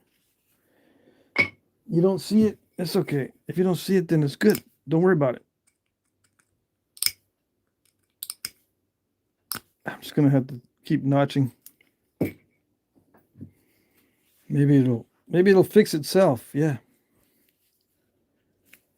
As I'm doing this, with any luck, it'll fix itself.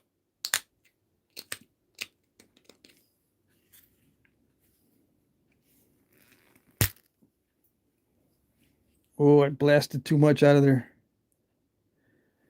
Look at that. But it cleaned it up from this side. But somehow I blasted part of that away. Yes. Can't see. See, I blasted that part away underneath. Or in the lower part of that notch. Okay.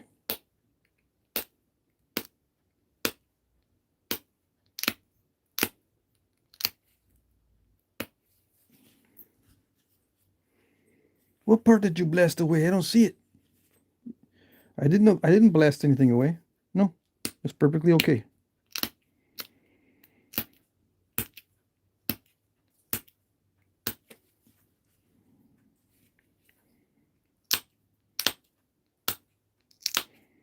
Just a little bit of symmetry and we're good. Work on the symmetry a little bit and then we're good.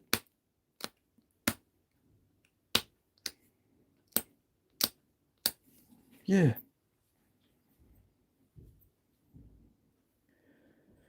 Doesn't look symmetrical? That's all right. We don't want it to look too modern, do we? No, I don't.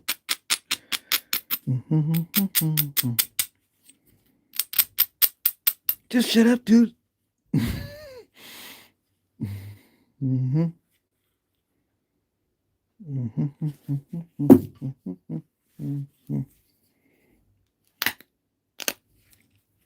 Okay.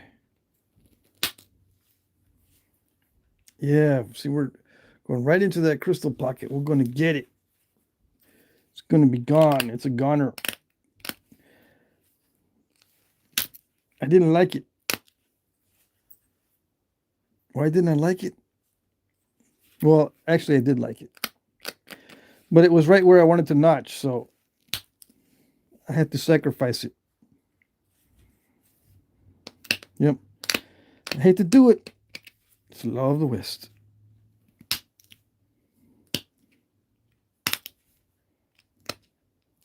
Man, this time I blew out the top. I blew the barb out this time. On the other one, I blew out the bottom. This time I blew out the top. Cannot get away with trying to do it perfectly.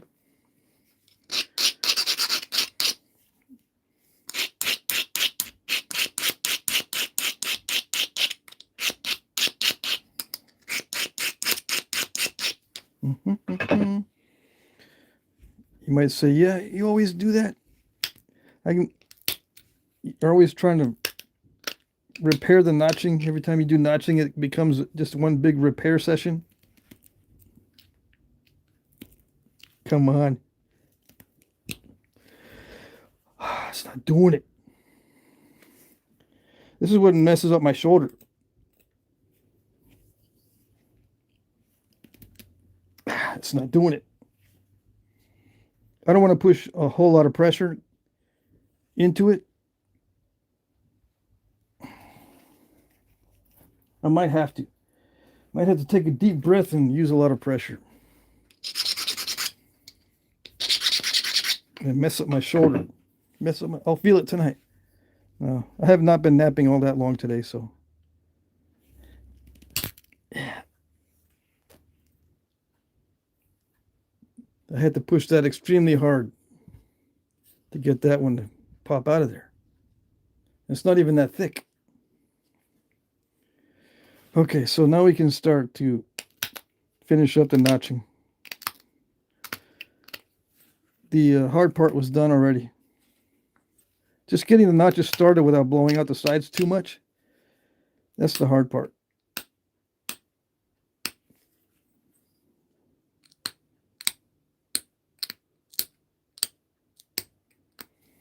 Did it mess up my symmetry? I don't think it messed up my symmetry. No.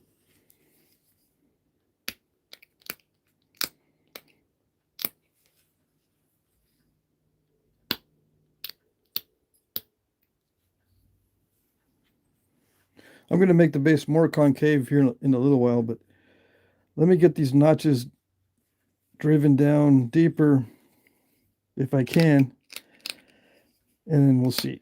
I mean, I can still stall them out. Sometimes when I say the hard part's over, it's not over. I can use the Notch-O-Matic on this, because hardly anybody sees what the Notch-O-Matic is.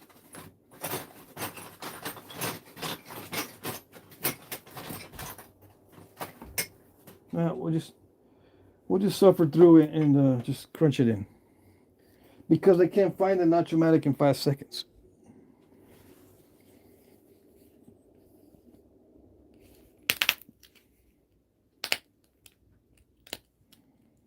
I have a spring-loaded punch that I got from Ted Snyder.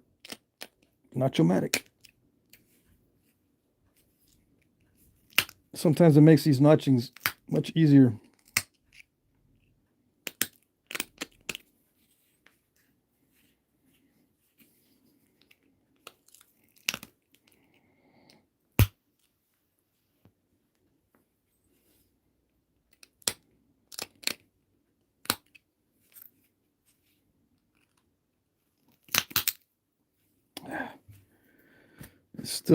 It's still doing its thing, blowing out the sides. Still, that wrapped around,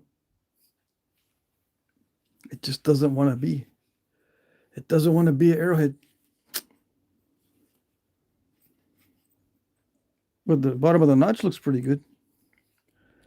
So you got to ride that very subtle line between hitting, pushing too hard to drive the notches. It's just a matter of practice. Yeah. Most of that is just a matter of practice to do it right, to get so it gets yourself in a position where you're not blowing out the sides as much. Yeah.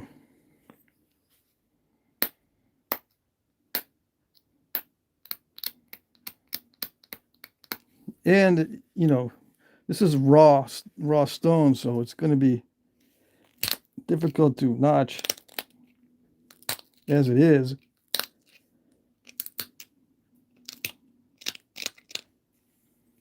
So I'm using a tremendous amount of pressure.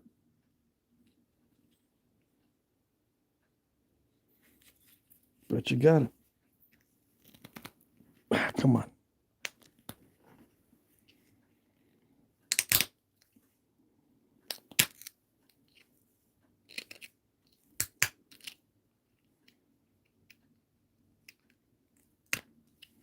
How did they do it back in the day? Everybody? Lots of pain and suffering. Or they just put in big notches.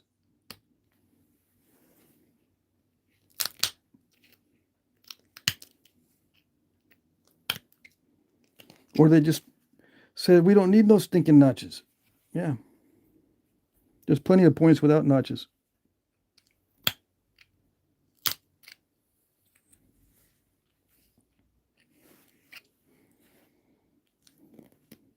Come on. It's not going to do it.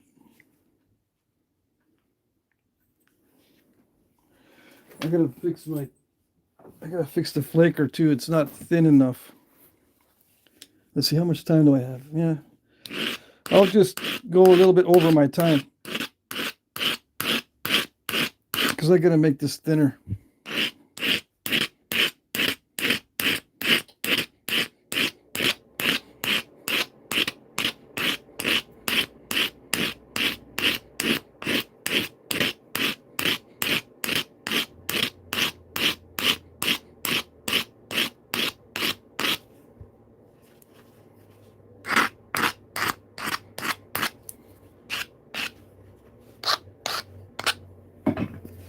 Okay, let's see what I can do.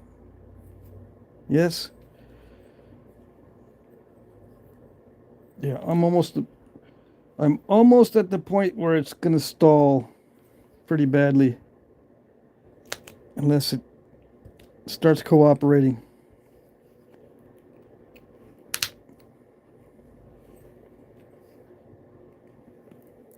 Nope, it's not gonna do it.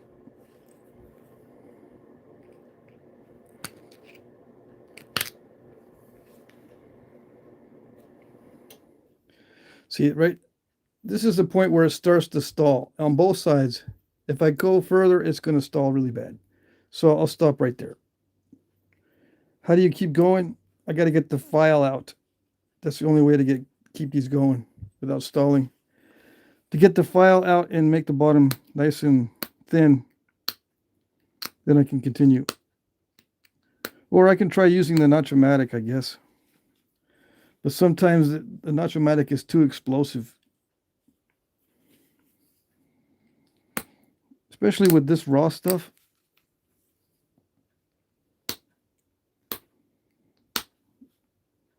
I'm going to have to really punch hard with the Notch-O-Matic, and it could just split the whole thing. You know, it'll split right across the neck.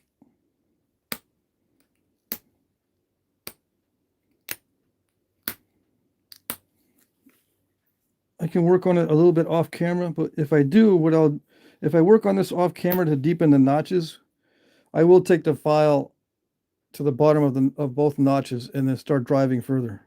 I will cheat and use the file. Yeah. Yep.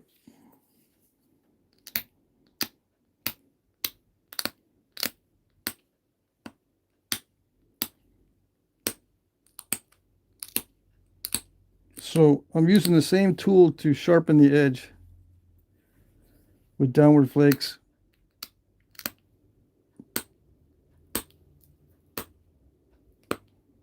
It's the easy way out.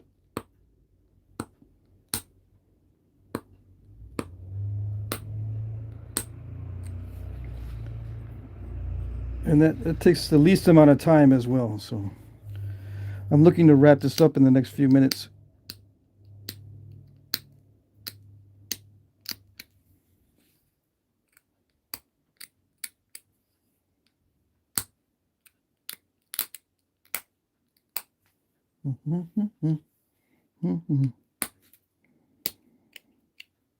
And then I'll look at the chat once I get this done. See if I missed any questions.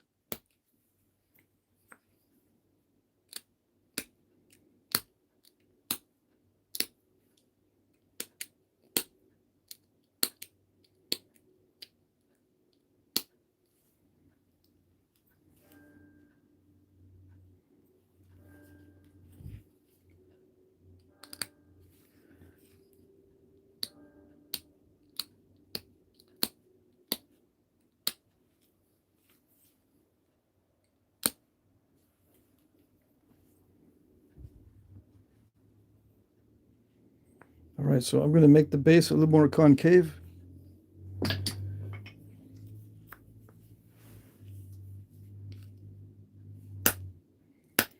And it's always best to do this last, because if it was too thin or too narrow between the base and the notch, it could blow out the whole ear.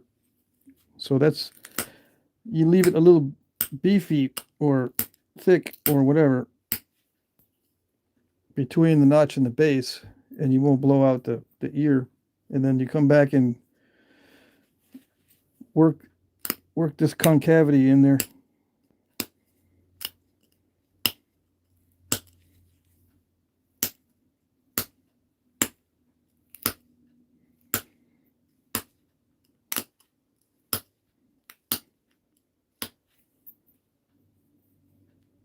Why would they do this in the past? That's funny you should ask. I often ask myself the same question. Why go through all this trouble putting a concavity in there?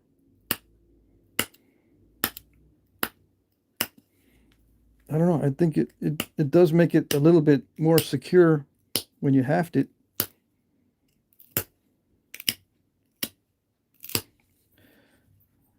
Yeah, especially if the glue you're using is not that great.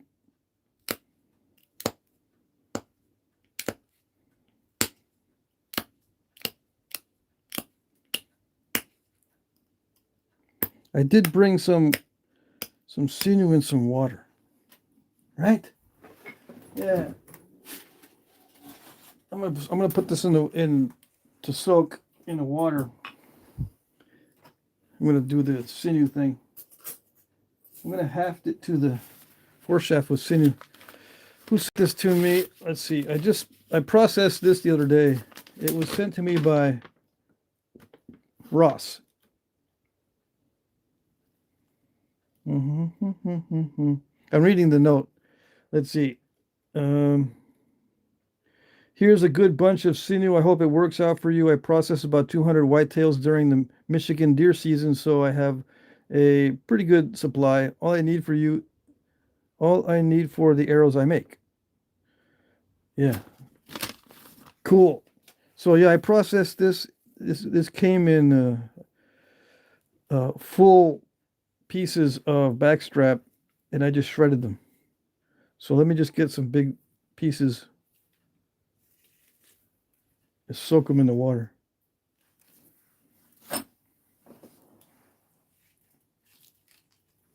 And I'll haft it.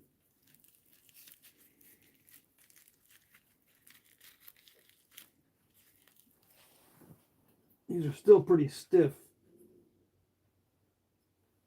Okay. So while that's soaking in there, let's finish this out.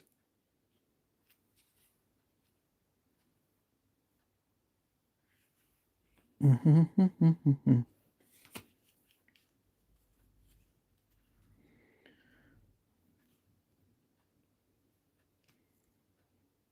I'm thinking I could use the Notch-O-Matic on these notches, but nope. All right, so that looks pretty secure. I'm going to sharpen these edges a little bit before I haft it.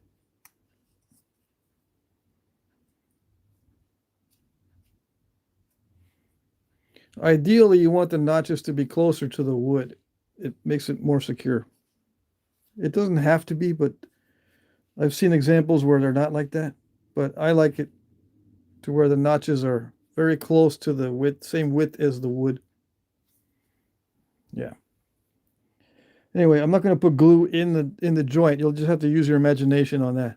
I will do eventually some glue in the joint, but for these demonstrations on the live streams, I'm just going to do it quickly, and I want to reuse these foreshafts, so I'm not going to mess them up with a bunch of glue.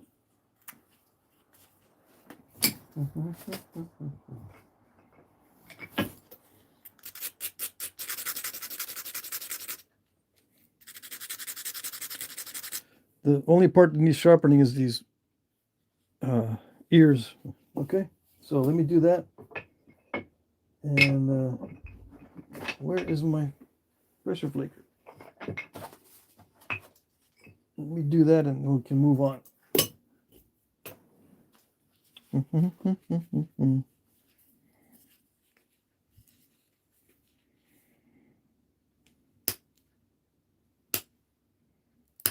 This is how I should have sharpened it up here.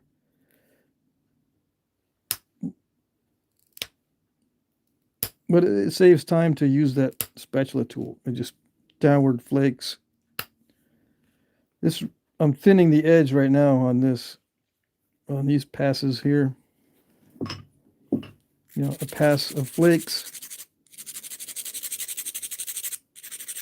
Not only am I getting rid of the dull spots, but I'm thinning the edge.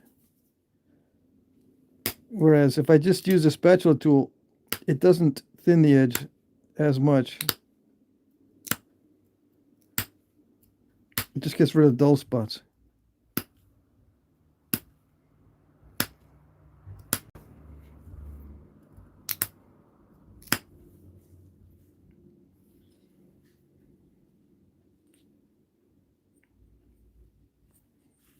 Mhm.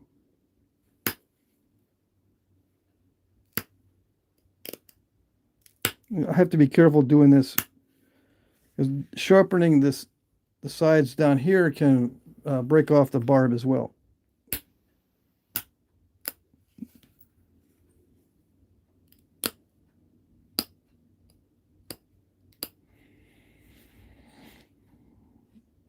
These these these ears, I mean, are easily broken off both in the notching and in the sharpening.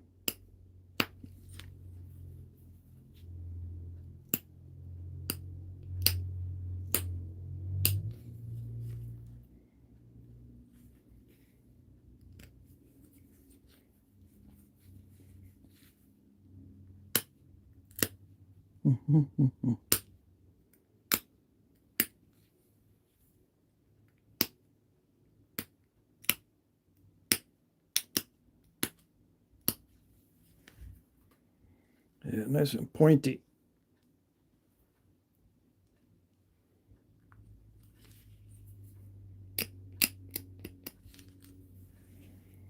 I see some opportunities to sharpen on this side.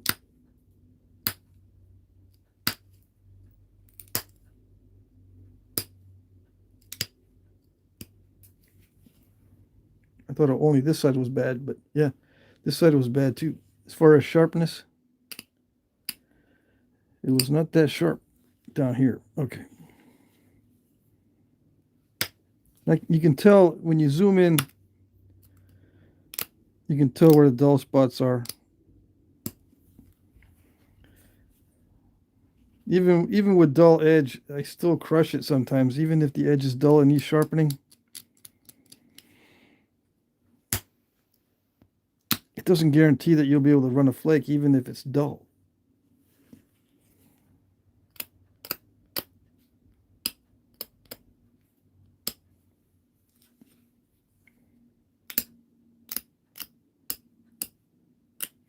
Yeah, so the spatula tool didn't do very much in terms of sharpening it because it still had some dull spots. I'm going to thin down the tip just a little bit more. Yeah. I'm pretty sure I can run some good flakes, and then we'll haft it.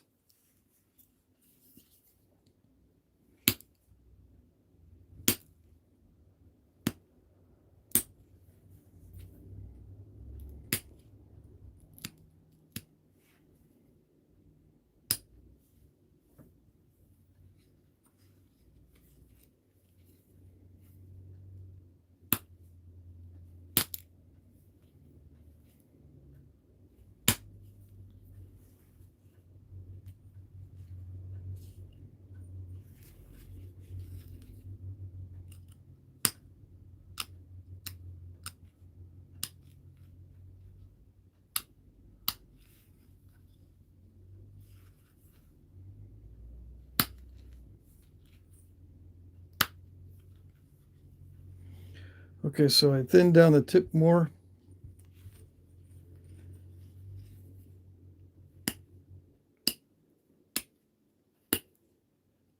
Now on the real ones, it's important to have a nice pointy tip when there's a lot of fur on that game animal. The pointy tips work better when there's lots of fur.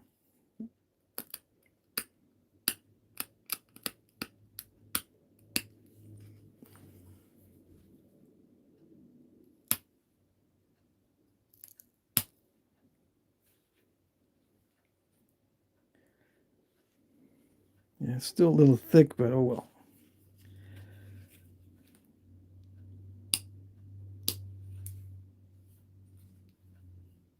I'm trying to make it symmetrical from side to side, but it's okay. And there's some crushing going on, so I got to stop. See, there's crushing going on this side. As I try to thin that down, so I'm going to stop right there. Yep. Okay. Let's see, is this ready?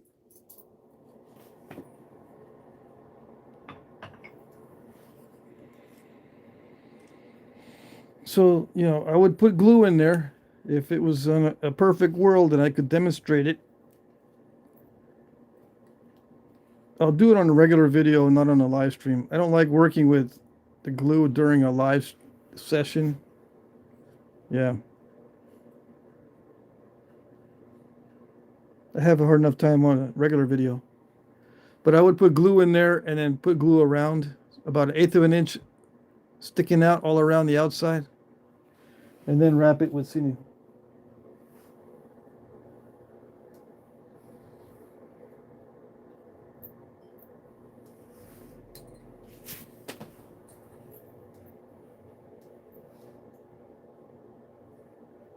I'm looking for the longest piece. I always start with the longest piece first.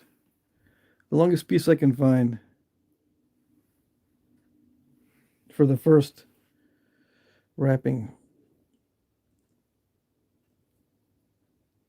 And I'm kind of getting it smooth and flattened. Some of this sinew had a bunch of membrane and fat. So there still might be some membrane on this.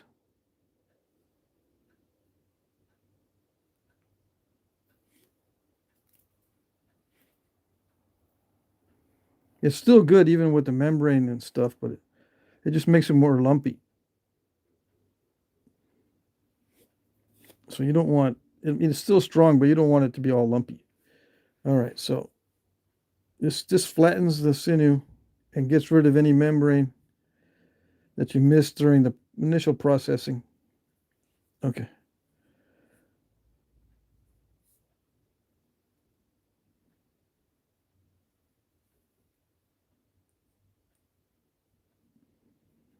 So I'm going to crisscross up into the notch. But first I'm going to wrap over the top of the wood, just like the artifacts.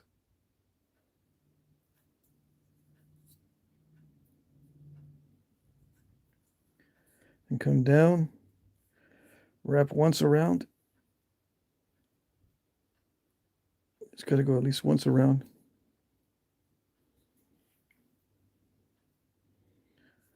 I think what I'll do is, let's see, go below that wrapping and then up. So you don't want the point to come out easily. Yeah, so that should hold it. And then the glue that I'm using, you know, you can use hide glue on it, but I just use regular white glue, non-toxic stuff. Come on.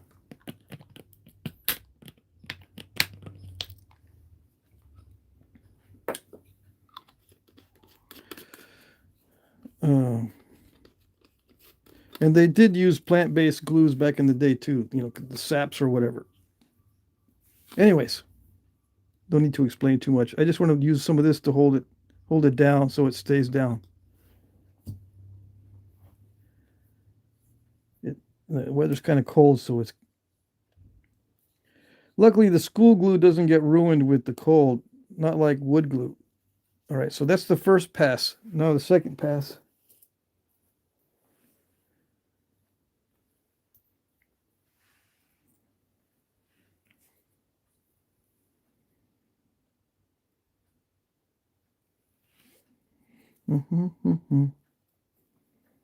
It's a little bit thick.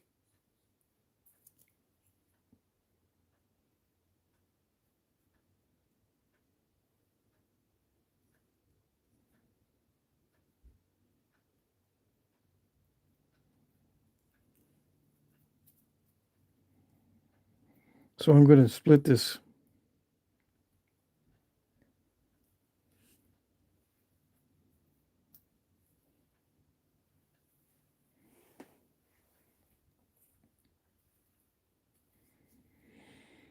All right, so what I'm concerned about is making sure that there's plenty of strength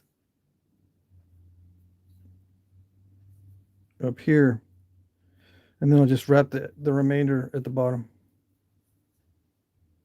I start with the thick end of the sinew.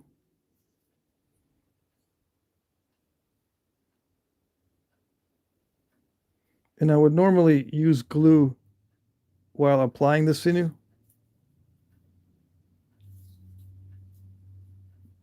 You know what I mean?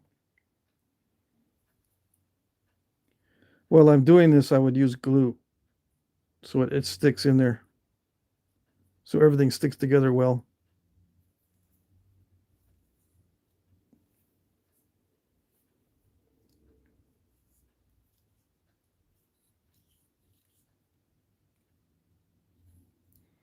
See, where did I overlap earlier?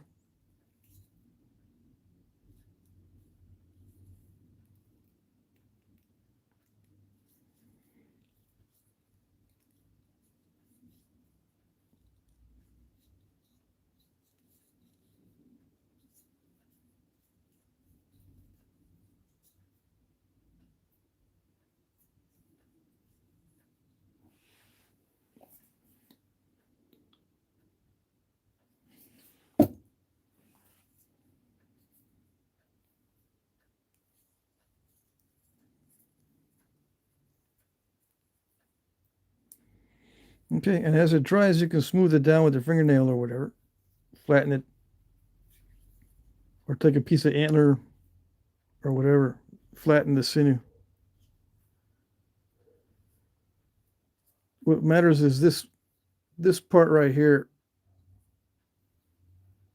and the transition from wood to stone.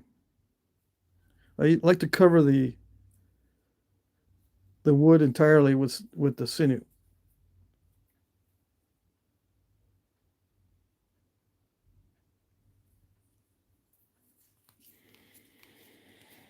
Okay, so I want, since I use notches, I want to make sure that the notches are put to good use. Okay, so I'll leave this to dry for a little bit. You can kind of see. A lot of people haven't seen the way sinew looks as it's drying.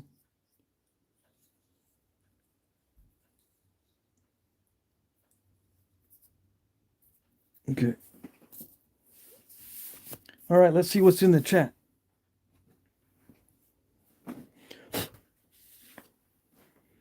And I didn't use all the sinew, and I can just leave it out to dry and use it later. Okay. All right. What's your favorite thing about arrowheads and stuff? Okay, here we go. I got to catch up with the chat. Do you make your own pine pitch glue? Yeah, I make my own glue. What I do is I mix pine rosin with pine tar. You'll see. I don't use straight pine rosin.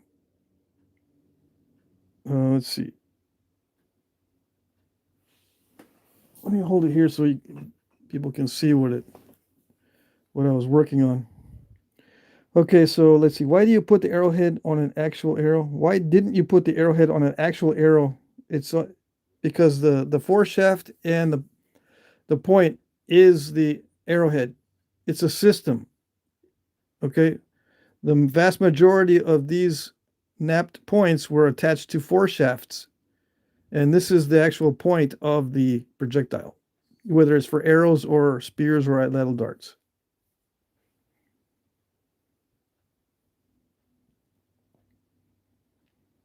Yeah, deer tendon. Backstrap is deer tendon, yeah. I forgot to mention that tendon part. What would you use instead of glue if you would do this full native style? Well, Native Americans had glue, right? Now, you can use different kinds of tree sap or plant sap that are sticky, that are water-based. Like I'm using the water-based. This is based on starch. This is a starch-based glue. If you look up the ingredients on these non-toxic school glues, you can also make a starch glue from plants, the various plants. Otherwise, you'd have to use either a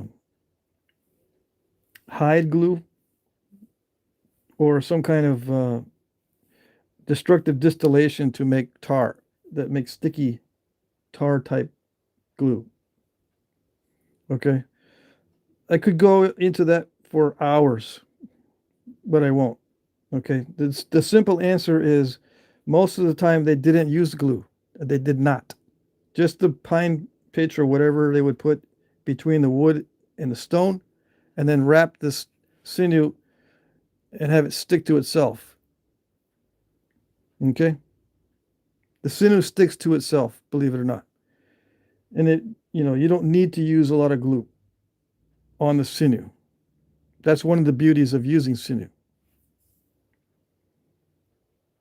But yeah, you can use, there's a way, and I'll show you how to make hide glue without boiling. Okay? They used hide glue that was not boiled back in the day. Some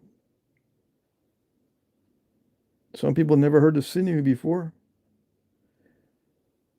Where do you source your sinew from? From friends, but you can get silver skin from deer processors. Just say, can you save me the silver skin from the back straps? What are you going to use it for? I'm going to use it for making Native American style arrows. And then you might have to have a whole conversation that lasts 35 minutes. But at least you'll get your sinew. Unless you shoot your own deer, then you just look up on YouTube, how do I get sinew from my deer? You just type it into YouTube and they'll show, there's videos on it. Hey, Bushy is here. Fertile Joe. Okay. Okay, so that was, let's see, tree resin in the joint. Yeah, you can use tree resin. It doesn't have to be only tree resin. There's various glues that you can put in there. I think I've seen one artifact that had clay to fill the gaps. Yeah. Anything that fills the gaps in there. And if you depend on the sinew to hold it in, you don't need sticky glue in the gaps. Just something that won't, as it dries, it won't, how do you say it? Reduce in size. You know what I'm saying? That's why hot melt was used, because it does not decrease in size as it cools or dries. Other glues, they'll decrease in size. There's a term for it. I can't remember what it is off the top of my head. And it creates gaps. If you put in a water-based glue inside the joint, it could create gaps. That's why they use the hot melt. But you can use stuff like clay too that does not reduce in size as it dries. Just enough to hold it firm so it doesn't move around in the socket. And then the sinew is what really keeps it in place. And I only use a very small amount of glue. As you see, right? Just a couple drops. Most of the strength comes from the sinew itself, and it sticks to itself. It's not a very firm, sticking to itself kind of situation, but it does stick to itself. And when you see artifacts that still have sinew on them, a lot of them, the sinew has come off. It's just kind of sitting there in a loose wrap. And that's because there was not glue used on the sinew back in the day. They just used the sinew by itself. The longer you soak it in water, the stickier it gets. And you can even let it rot. Believe it or not, you can let it get nasty and slightly spoiled, and it'll stick to itself even better. Believe it or not. But I'm not going to do it. I'm not going to do it that way. Okay, so it's starting to dry. It gets lighter in color. And then as it dries, I keep pushing on it so it gets flatter and flatter. So it's not all bulky and going to resist the penetration when you hit something. Okay? All right, so there you go. That's it. That's it for today, boys and girls. I'm going to end the live stream here. I'm going to clean up a little bit.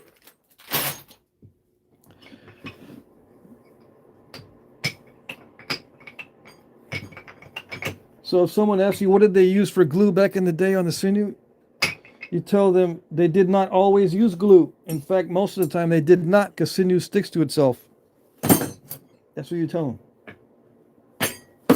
It sticks to itself, dude. Just try it.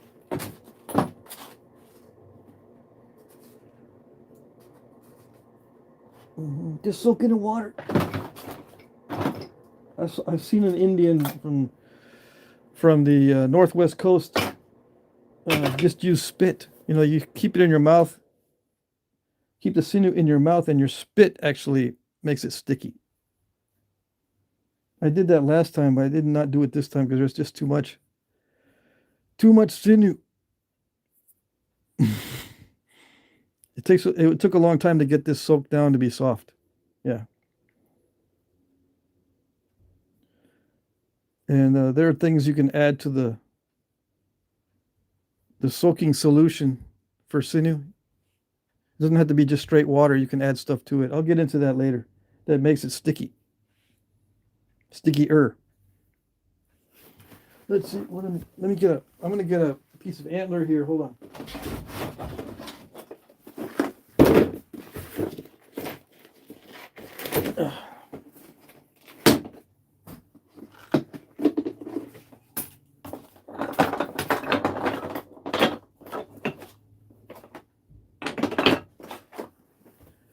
And I'm going to compress the sinew down here.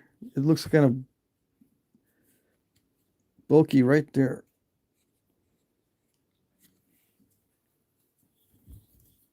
So if I want to smooth this down, I just use antler or my fingernail. On an arrow, I can do that. But on a little dart point, since the sinew is kind of thick, just as it dries, you use the antler to push it down.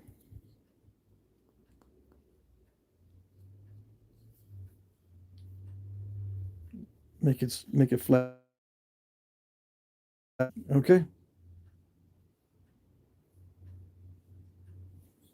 And I got notes on this stuff. Oh. Let's see.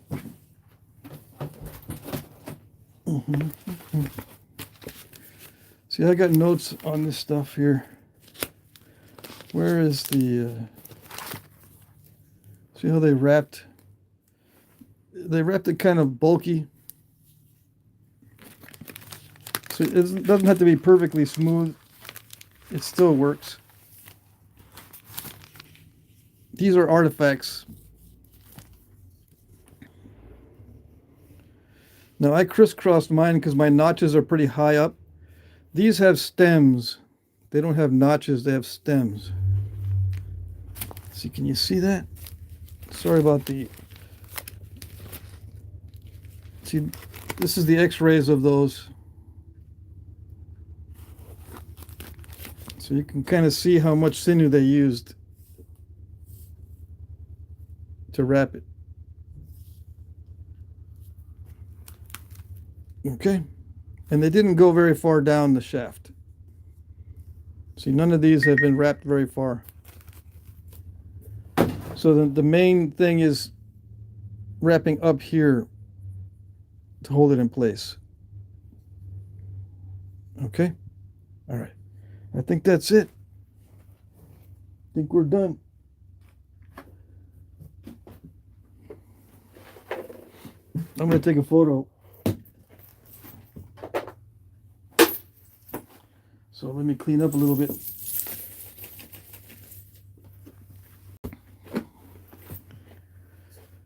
Yeah. Let's see. Can I take a photo? Maybe not. Where's the photo option? I don't know. Mac Bale says, Patrick, thank you for the presentation. Excellent as usual. I have a friend who farms bison and butchers them. Do you have any experience with bison sinew? Yeah, bison sinew is excellent. Just get the same way you get them off a deer. You just get the silver skin off the back straps. Yeah. It's called silver skin. Just ask the processor to save the silver skin because they clean it off anyway from the back strap. And as long as they're careful and not cut it into short pieces. Ask him to try to get the whole length of the silver skin in one go, and save it for you in the freezer. And then you have to remove the flesh, the rest of the meat, and any fat that's on the sinew. Just scrape it with a knife, and then press it onto a piece of wood like a board, and let it dry by itself. It'll stick to the board. You don't need to pin it. Just spread the silver skin onto the board, and it'll stick to the board as it dries. And then you just peel it off, and then you can shred it. If you do the tendons, you're going to have to pound the tendons after the tendons have dried out. It's a lot more involved. Matt Matal says, "Hey Patrick, do you have any advice on when it comes to pressure flaking big bifaces? I've been struggling with that quite a bit." No advice, except you're going to have to struggle a lot more. It's like bodybuilding. You're going to have to build into it to make big flakes with pressure. And you're going to have to exercise properly so you don't cause injury to your shoulder or to your wrists. You're going to have to do supplemental exercises outside of your flint knapping. But yeah, there's no way around it. You're going to have to build up strength. Let's see.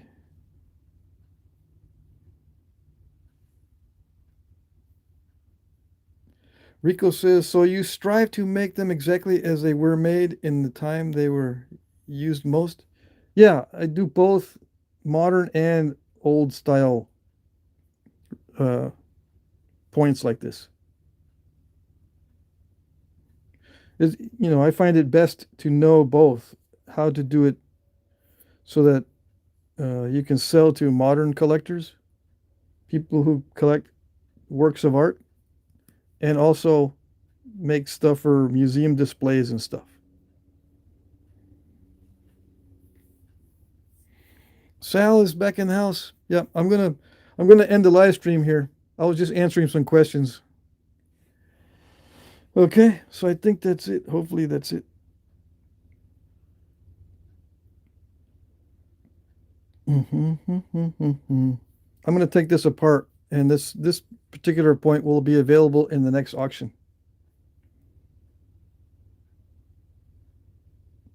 Yeah, I missed half the messages in the chat, but I'm gonna go back. Do you craft bows? Yes, I do. I make bows. Do you end up filling it? I had to step away. Filing it? Did you end up filing it? I don't know what that means.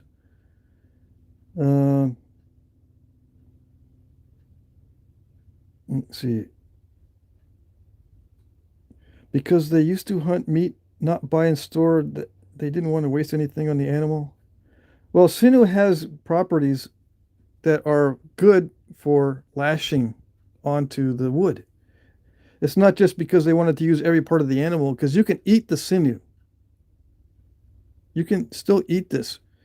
The reason why they use the sinew for this type of thing is because it has properties that make it good for lashing or hafting. How did ancient humans find out about these tendons for crafting? By experimenting with different things. That's how they did it. They just experimented with different things. You can use cordage from plants, but it doesn't stick to itself as well, and it doesn't stay flat as well. But you can use cordage from plants, either straight bark from trees or twist it into like twine or whatever. But sinew is the best. It gets really hard after it dries too. But they found out from experimentation. I mix pine rosin and charcoal dust to make my glue when I use a sinew like you did. Yeah. You can mix all kinds of things with the pine rosin. I don't ever use scat or poop. Nope.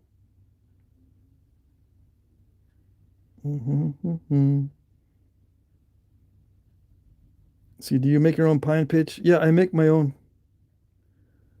But I also use asphaltum or bitumen. I prefer bitumen and the gum base instead of any kind of pine pitch mixture.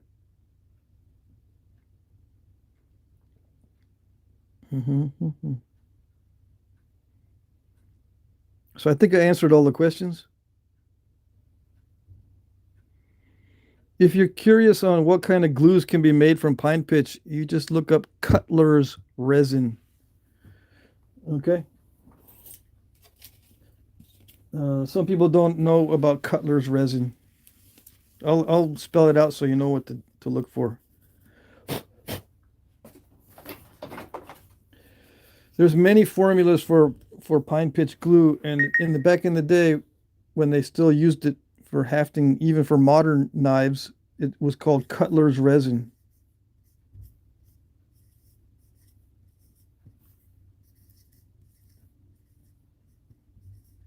Okay, Cutler's resin, and they use brick dust for the filler, not charcoal.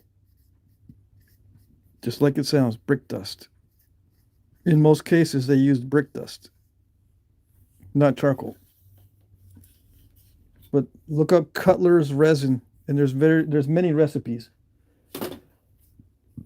Now, the recipes for ancient points,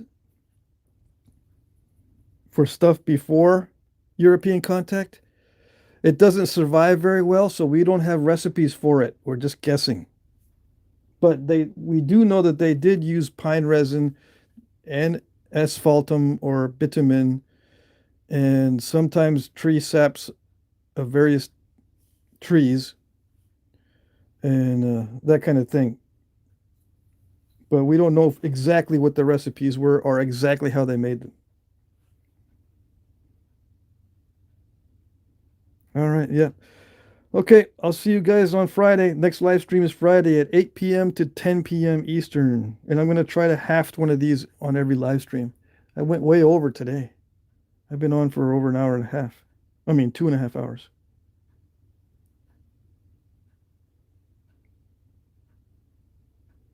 Okay, that's it.